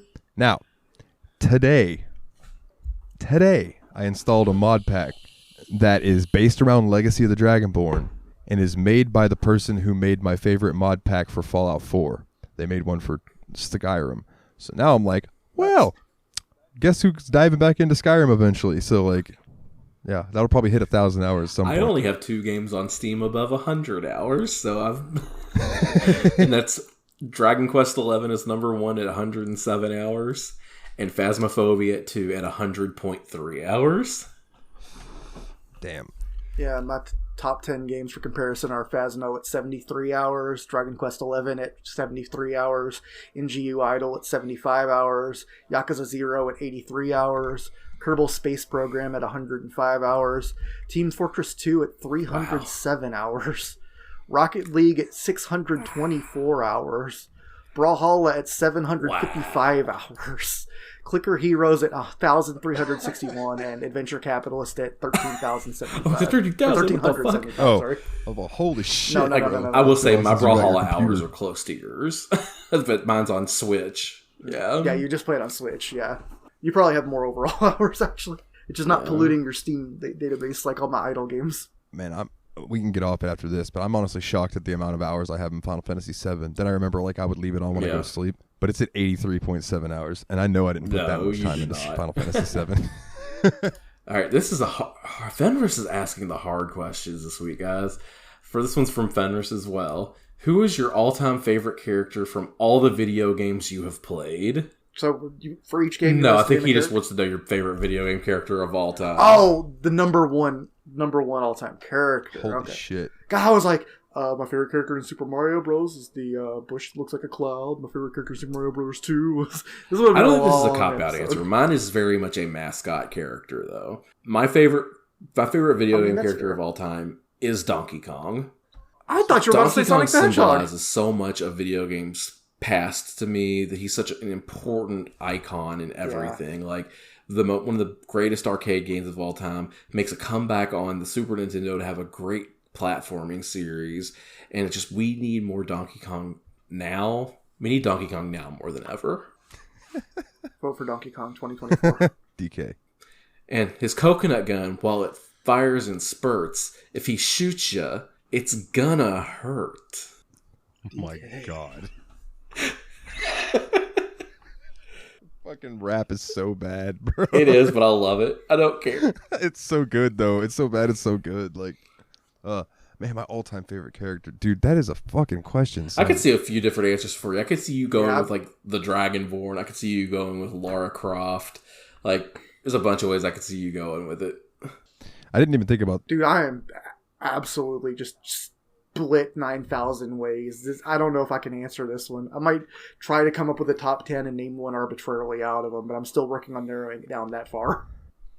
I know I have at least a top 2, and that would be Lara Croft and Geralt. Geralt, nice. Gerald. And I've only played The Witcher 3. I Gerald just want you to Gerald. So here's the thing. Gerald of Rivers doesn't count because he's actually a novels character that the video games are based on books. Thank you for giving me that cop out. Lara Croft is my answer. Boom. That's why I did it, so I could make it easy for you. Thank you. But then also Crash Bandicoot. Yeah. So I don't know. No. But Lara Croft. Yeah, I'll go Lara Croft. She's just. Yeah, I love her. Don't blame me for that at all. My first love, if you will. That's Chun-Li. No. Yeah. Actually, if. Nate, do you have any guesses for mine that maybe help me try to find a the spot? Octane from Rocket League. Doom guy? Yeah. Doom guy isn't really a character. He's just a little face at the bottom that goes. Arr. Thank you for admitting that. Then it's Duke Nukem. Ooh. Duke Nukem isn't even my favorite build engine game hero. I don't have a clue for you, honestly. Because I know it's nothing like Master Chief, and I don't think it's like Little Mac, even though that's your favorite old Nintendo game. Like, I was thinking of Punch-Out characters, but I couldn't even pick a favorite boxer out of that game. Mike Tyson? but he's not a video game character, much like... I know. Yeah, Mike Tyson's from boxing. I could see it being a Street Fighter character, though, like... God, this is such a tough Blanca. question. No one likes Blanca. I don't know anything about Dan Street likes Fighter. Blanca.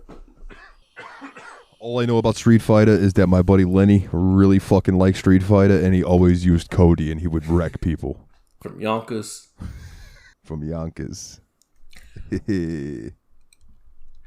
Well, congratulations, Fen. You destroyed Willie. I almost narrowed it down for a second, and I lost it. Damn. Oh, I want to give an honorable mention to Snake. Snake. From Metal Gear.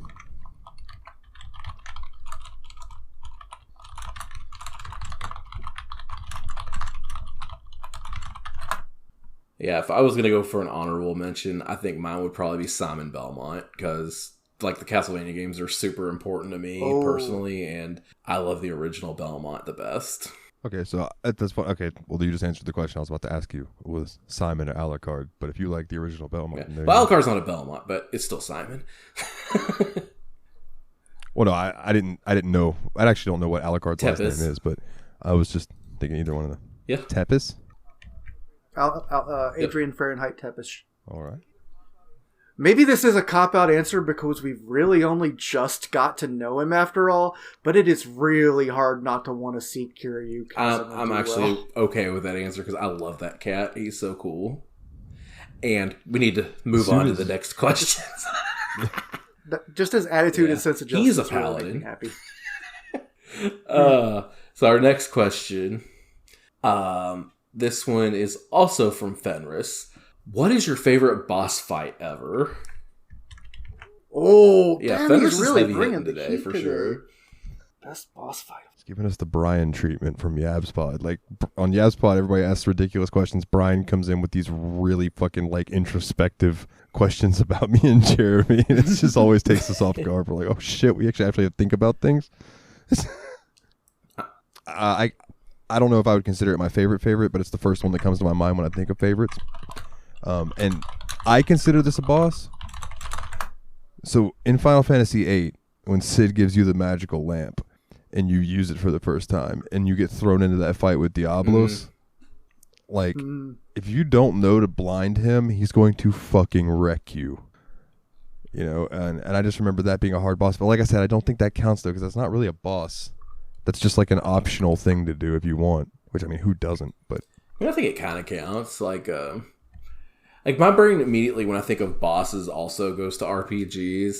And I think one that just honestly has stuck with me, and it's the one reason that I honestly think when the Latin music starts and you fight Sephiroth, that one just immediately pops into my head as one of the most iconic moments. Yeah, one of the most iconic moments in video games, period, for me. Even as somebody that doesn't love Final Fantasy VII, that still gets me off, you know?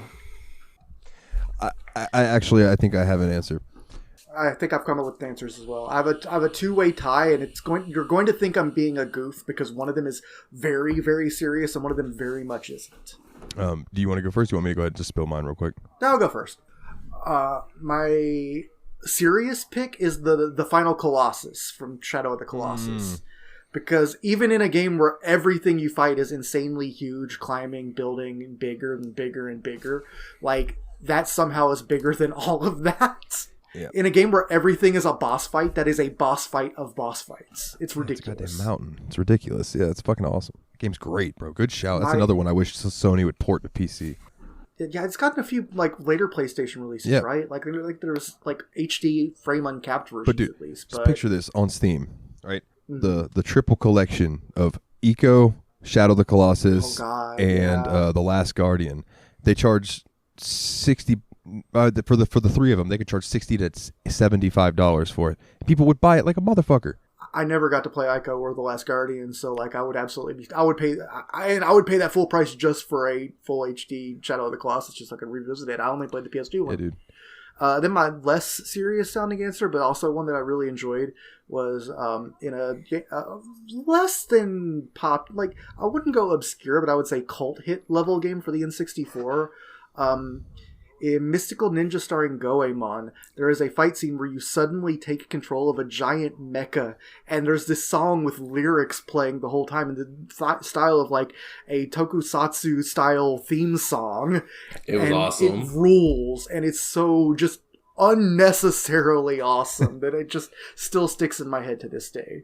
Music does help, because again, the reason I remember this is because of the Orewa Goja So. No, music is definitely, because like, would Sephiroth have a big impact on me as he did if it wasn't for the Latin coming in? Probably not. So I think my answer is there's a fight in Final Fantasy VIII, and I'm having a hard time remembering if it was against Edea or if it was against Sephiroth. Not Sephiroth, Jesus Christ. Cypher. Probably wasn't Sephiroth. I think it was Edea, because I think you're fighting her in sorceress form, and the only thing you can hear is the combat noise and that evils. Fitos Lisek, Wikos Vinasek. Yeah, beautiful. That whole song is beautiful. And then she like shifts to her second form, and there's fucking no music.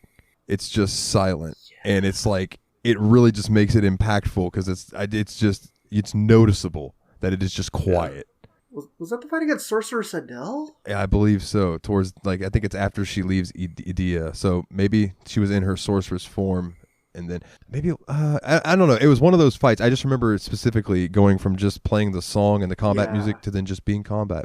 That's all you could hear. Yeah, and it was awesome. Yeah. FF8, man, say what you want about how well it all came together, but they never half-assed or went with the obvious answer for anything. Like, they were trying to innovate so hard with every step of the way. Yeah, for sure. All right, moving on to the next one. This is Dane's to play off that one a little bit. What are the best rivals from a video game? So I have two pairs of rivals that immediately jump out to me, and they have a lot in common because they're both two fighting game rival sets. So I Ken knew and what you were gonna Ryu say, jumps yeah. out immediately as one because I love their relationship. Like they're rivals, but friends that respect each other. Like there's no hatred in that rivalry. Juxtaposed with the relationship between Sub-Zero and Scorpion, who absolutely hate each other. Yeah, yeah. This was the first two things that jumped out to me the moment you said rivals. Is it makes me think combat rivals. It makes me think shonen anime. And the very first thing I could think of is those extremely anime-ass relationships between Ryu and Ken and Scorpion I and can't beat Sub-Zero. those. Those are my favorite rival relationships in video games. I feel like I should come up with my own answer, but it's you going know to be what? hard for me to talk Fine, about. then yours Those is were the Ryu and first Ken, names and mine's that came to Scorpion me and as well. Sub-Zero. We're just screwing Dalton here. Cool.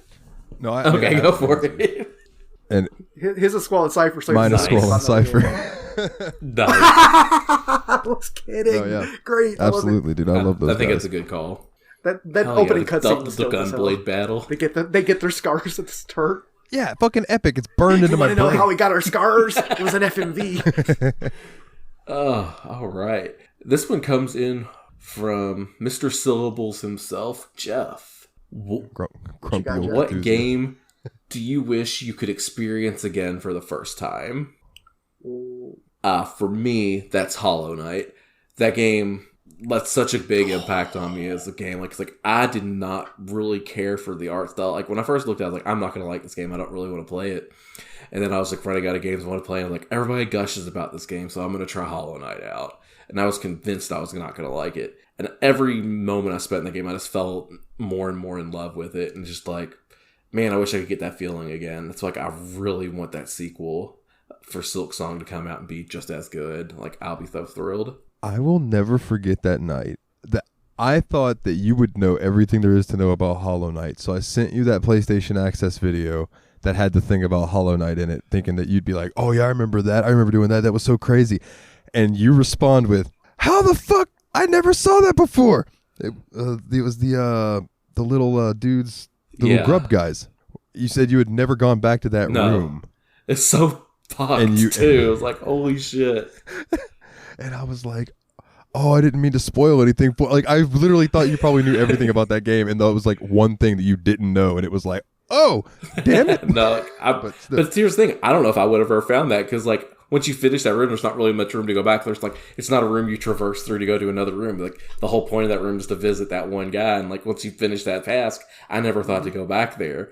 But yeah, so it's like, holy shit.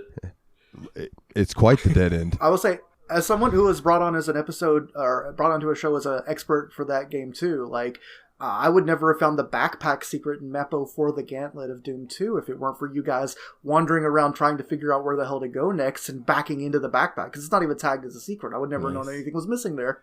Hell yeah. And both of you found it. I'm like, what the fuck? How do I not know this is here? Tremendous. What game I wish I could experience for the first time? So yours is Hollow Knight. Do you have an answer, Willie?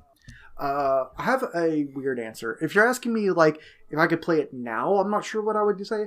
I almost wish I could go back and revisit the first time I played this game and just see it through those eyes again, though. Because back at that age, I was a lot more into, like, spaceship stuff, sci-fi, and, like, sci-fi fighter pilot, Star Wars-y type shit. I just wish I could see what it was like experiencing the campaign of Free Space 2 for the first time again. Because I don't know if I'd be as enthusiastic about it playing it today for the first time as I was then when I completely find it mind-blowing and everything I wanted from a game. Okay. It was like, what if TIE Fighter had like more advanced gameplay but still had as good, maybe better of a story. Much better of a story, actually. TIE Fighter was a neat idea that didn't quite... Like, it had the best plot of any of the TIE Fighter type games, but it still suffered from having to fit into the Star Wars canon while still making you important, but also not letting you single-handedly crush the rebels. Hell yeah. So you got to fly a mission with Darth Vader as a wingman, so that's tight. That is tight. Tight. So the obvious answer for me is Persona 5, but I'm not going to go with that because I think that's what everybody would guess that I would try to do again. It's like my favorite game. I'm going to harp on something that Willie said earlier. I would love to experience the twist at the end of Shadow of the Colossus again for the first time. For the first time. Damn, my voice just like quit working there. We have been recording for over 3 hours. Have we really? Holy shit. So the Shadow of the Colossus, just the twist at the ending. I'm not going to get into it because if you've never played it, I don't want to give it away. But beautiful. It's beautifully done. Nice. All right. So the next one's also from Jeff, who asks, name a famous artist who you think would be great at creating a video game soundtrack, and which series?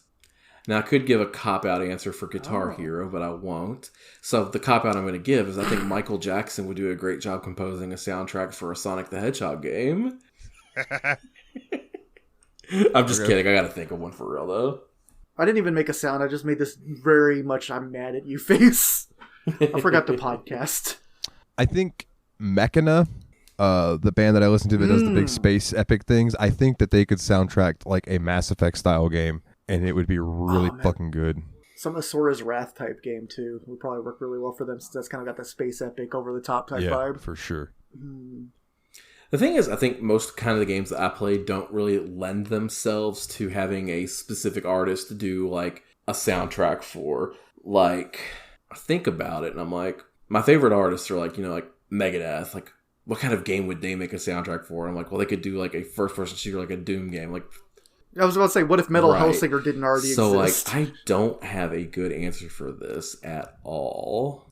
I think Baby Metal could do a Yakuza game. Yo, okay. Because they're very much like weird pop, but with really good heavy guitar. And I feel like that would just fit Yakuza's whole theme of being wacky. That's a cool idea. Yeah.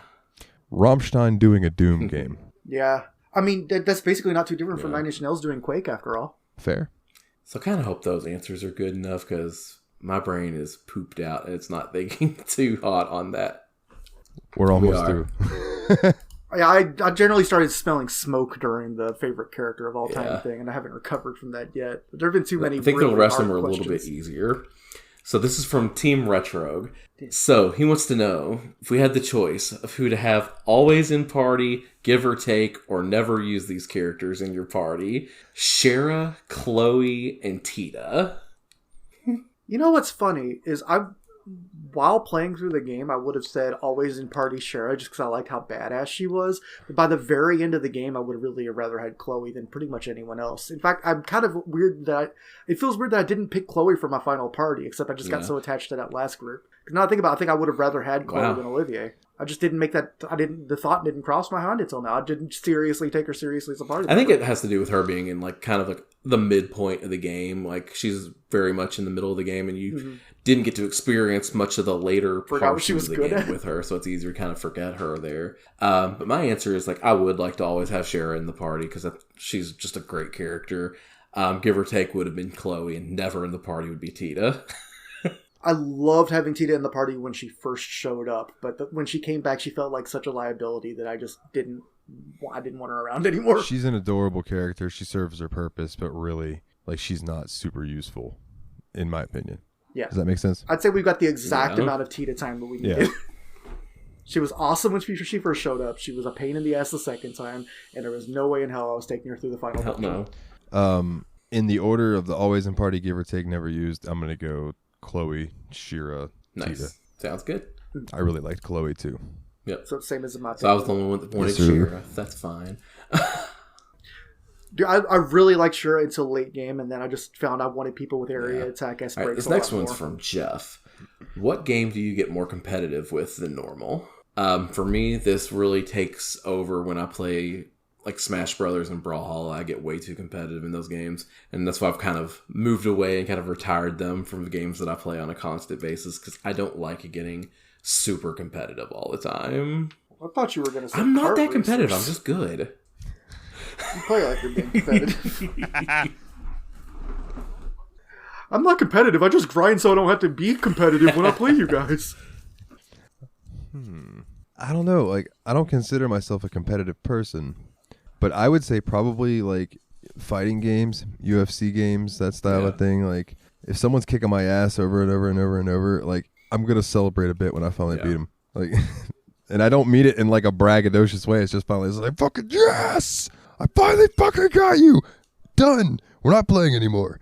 I win. I think my answer is because I'm kind of middling at this field. Like I'm not a great artist.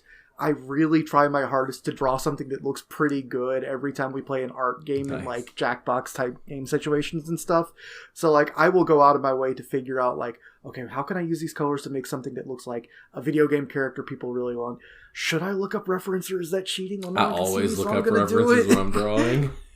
Yeah, dude. Like, if you remember that TKO where I came out with that sick Meat Boy shirt, that was absolutely reference-based. There's no way I was doing Same that. Same with that one where I drew that little Mac so well. Oh, that was a great one. All right. That takes us to the next question. Do you have a favorite... This is from Fenris, by the way. Do you have a favorite multiplayer game? Smash Bros, Mass Effect, Mortal Kombat, Dragon Age. I do have a favorite multiplayer game, and it's Phasmophobia. That's a good pick. I think if it were just the game and it didn't have all the problems public servers had, my pick might actually be Team Fortress 2. Because unless you're getting absolutely stomped, it doesn't really feel that much worse to win or lose. And it's just so cartoony that I can't take the outcome that seriously. And I feel like when you're playing with a mixed team of skills, like that helps a lot too. Hell yeah. I'm gonna go Phasmophobia as well. Nice.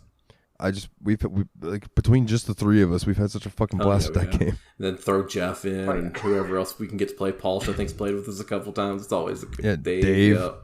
Good times. Oh man. All right, this one's from Jeff. Down to the final four. Let's go. And I don't have answers for two of them, so we're good. From Jeff, do you like arcadey racing games or realistic racing games more?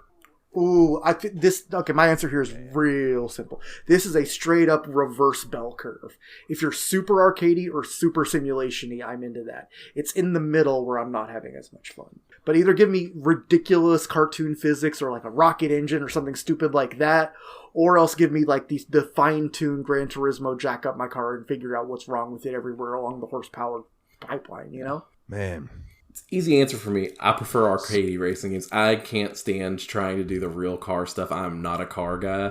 So the goofier it gets, the better for me. Like, I like the arcade car games where you just sit down, put your foot on the wheel, shift your gears and drive. Like, those are so much fun for me. Now that I'm thinking about it, though, like Grip and Rocket League are kind of dead in the middle of that curve, too. And I feel like, because they have realistic physics but unrealistic abilities. And I enjoy that a lot, too. So... I don't know. So I put those in the arcadey slide. Judging by me too. Judging by Willie's bell curve that we're talking about here, or the reverse bell curve. On one side, I'm putting games like Need for Speed, Midnight Club. All right. The other side, I'm putting Gran Turismo, like Assetto Corsa, and things like that. Now, for Xbox players over here in the arcadey side, you got Forza Horizon. Over here, you have Forza Motorsport. Right. I'm going arcade, like Need for Speed, Midnight Club, Grip, fucking Roll Cage, which is what spawned Grip, Test Drive Off-Road, all these racing games that I've loved over the years have all been more arcade style or arcade ports. Outrun. I actually liked playing Outrun in fucking Yakuza, even though I was awful at it. Same. So, same as well. I'm going to go arcadey as well. Although, not to mention, like, I don't know, like... You say Forza, like I'm immediately like, yeah, that's basically Gran Turismo. I didn't even know Forza Horizon was that arcadey. Like I feel like that midpoint where it's like not quite arcadey or simulation-y. Like I thought that the worst part of the Grand Theft Auto games was driving the cars, which is funny because the main crime that the games are named after is stealing and driving cars. I'll put Forza Horizon. Like say, here's your anti-bell curve. Here's the middle. I'm gonna put Forza Horizon like here, right? Okay. So it's like it's more arcadey than it is simulation. But it's still like you could jack up the simulation if you wanted to. I just never did. I just want to drive a fucking Hummer through the desert in Mexico in Forza Horizon 5. It's running over cactuses and shit. Sure, I get it. Nice. All right. So the next question comes from Fenris, and I have no experience with this series, so I have no answer. Which Citadel do you prefer, Mass Effect 1, 2, or 3? I don't know what that means. All right, so... I have a slight answer for this because I've watched my friends play through Mass Effect. I only have a little bit of experience with Mass Effect 1. I did like the elevator conversation stuff in Mass Effect 1, even though people hate on it. But I'm going to pick Mass Effect 2. I saw my friends play the most of 3, but what I saw of them play of 2, I really dug it a lot. And his next question that was picked. My answer is the Comet Observatory from Super Mario Galaxy. Thank you. Okay. And his next question was piggybacking off of that one. Do you prefer male shepherd or female shepherd? And shepherd is your character, your main character in the game, Nate, just in case you were wondering. I mean, I'm a dude. I typically play RPGs to like give myself a weird male fantasy type thing going on. So like I typically play as male shepherd. Like in Andromeda, I made a male character, and in Mass Effect 1, Jesus Christ, in Mass Effect 1, I also made a male character, and then usually I do that, unless I'm playing something that's, like Black Desert, where classes and stuff are their sex is set, like a certain class is a certain gender or whatever. But anyway, so I'm gonna say male shepherd. I'm just gonna vote for femme shep so there can be balance on the podcast. I will vote for non-binary shep. Let's go. All right. All the bases covered. So the final question comes in from Brian. When's D&D happening? Man, we've been getting this on both shows. Both of them, people were asking like about D&D. We've talked about a few theoretical games that both of us have ideas for. Like you talked about, you wanted to run a Mortal Kombat style D&D game. You've talked about wanting to run something based on the SCP Foundation. Yep. I've wanted to run something set in Spelljammer, and I've just now found out that like last month they came out with a 5th edition Spelljammer, so I wouldn't even have to rig up something based on the old books and stuff. Hell yeah! And I could always run Monster of the Week again if we had a party for it. I don't want to run anything. I've also. That's fair. The only reason I say I want to run Spelljammer is because no one else in the world ever thinks about Spelljammer, and I just really want to play in that universe. It sounds like a lot of fun. See, my problem is like for the Mortal Kombat thing, I need to find a dice rule set to use for that, right? To make it more easy on everyone, because I think D&D would kind of work, but everyone would have to make monks. And if that was okay, then like whatever, we can work with it. But then I think Shang Tsung could be classified as a wizard. That's sorcerer, monk. Whatever, I don't know what that would be called. Shaolin Fist. Make Baraka like some kind of. Baraka's kind of a rogue, isn't he? Yeah, in a way. Johnny Cage is a bard. Yeah, come to think of it, you could probably, with a little bit of skinning on skills, you could make a lot of cases for. You could run default D&D with just a little homebrew reskinning.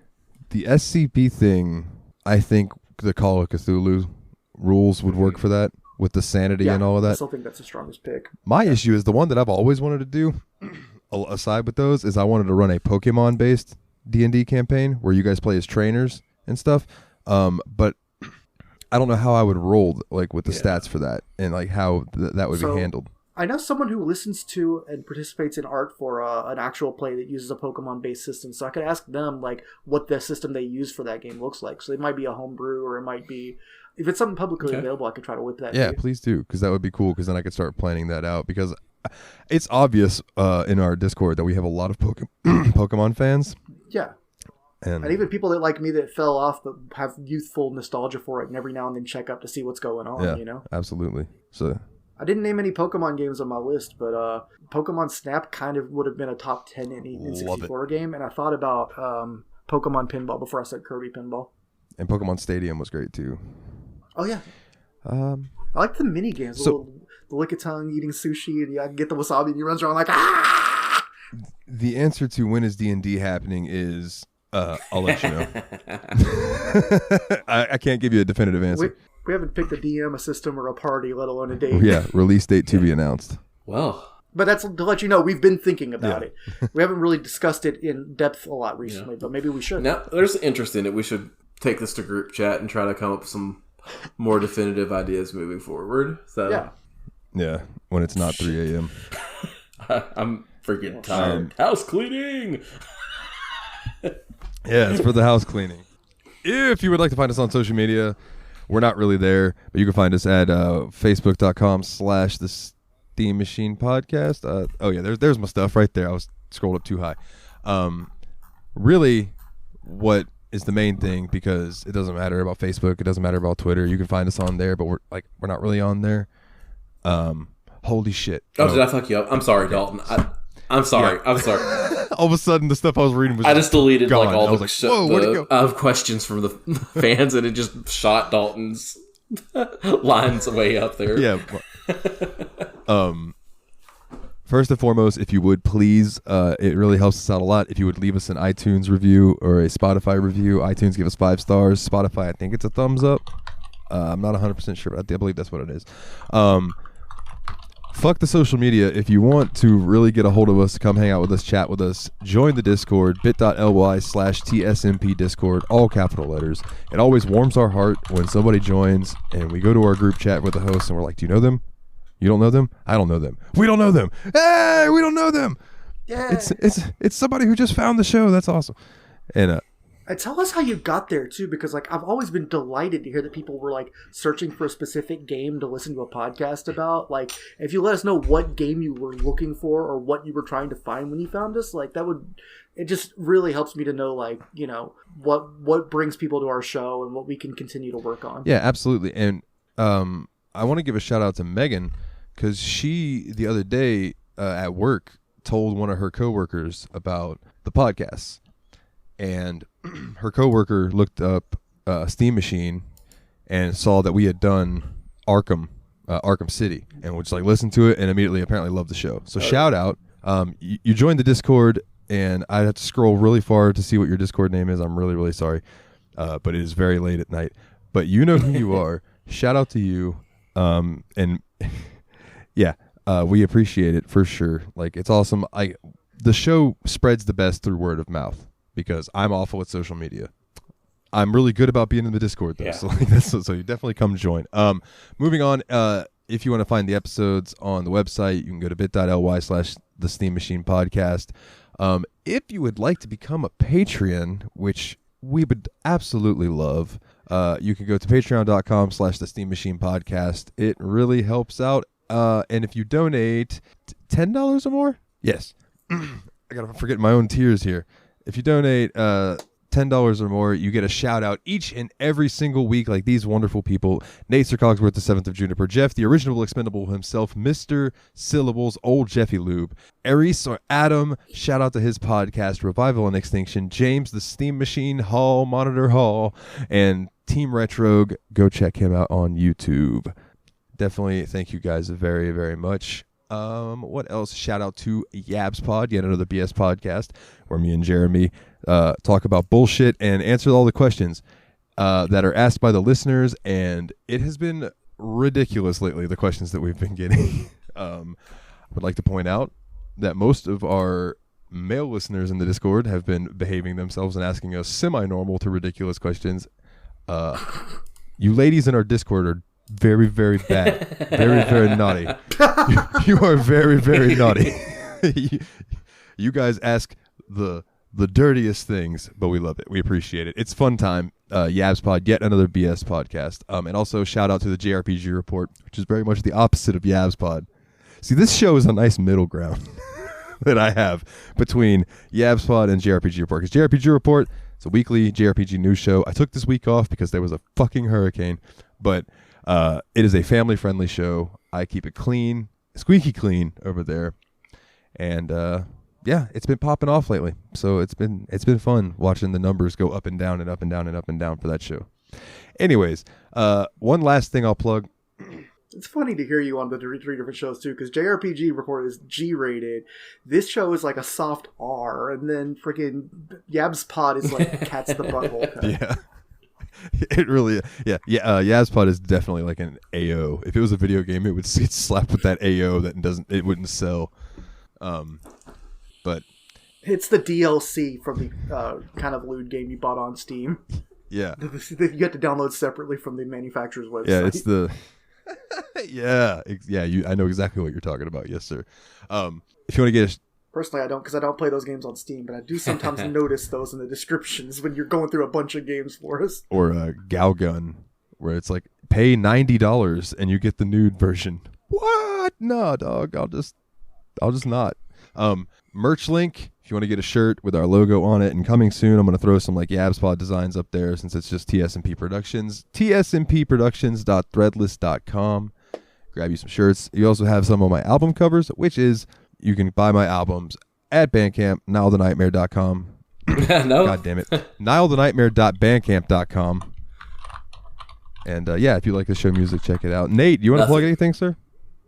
Willie, do you want to plug anything, sir? I like turtles. All right. The poll winner was Outlast 2. So the next time you hear us talk, you're going to hear me just talk about shitting my pants. I hope you all enjoy that. For this week's episode of the Steam Machine Podcast, they're the Destructo Bros. My name is Dalton, and as always, guys, holy shit, it's late. Take it easy. Savor the victory. We earned it.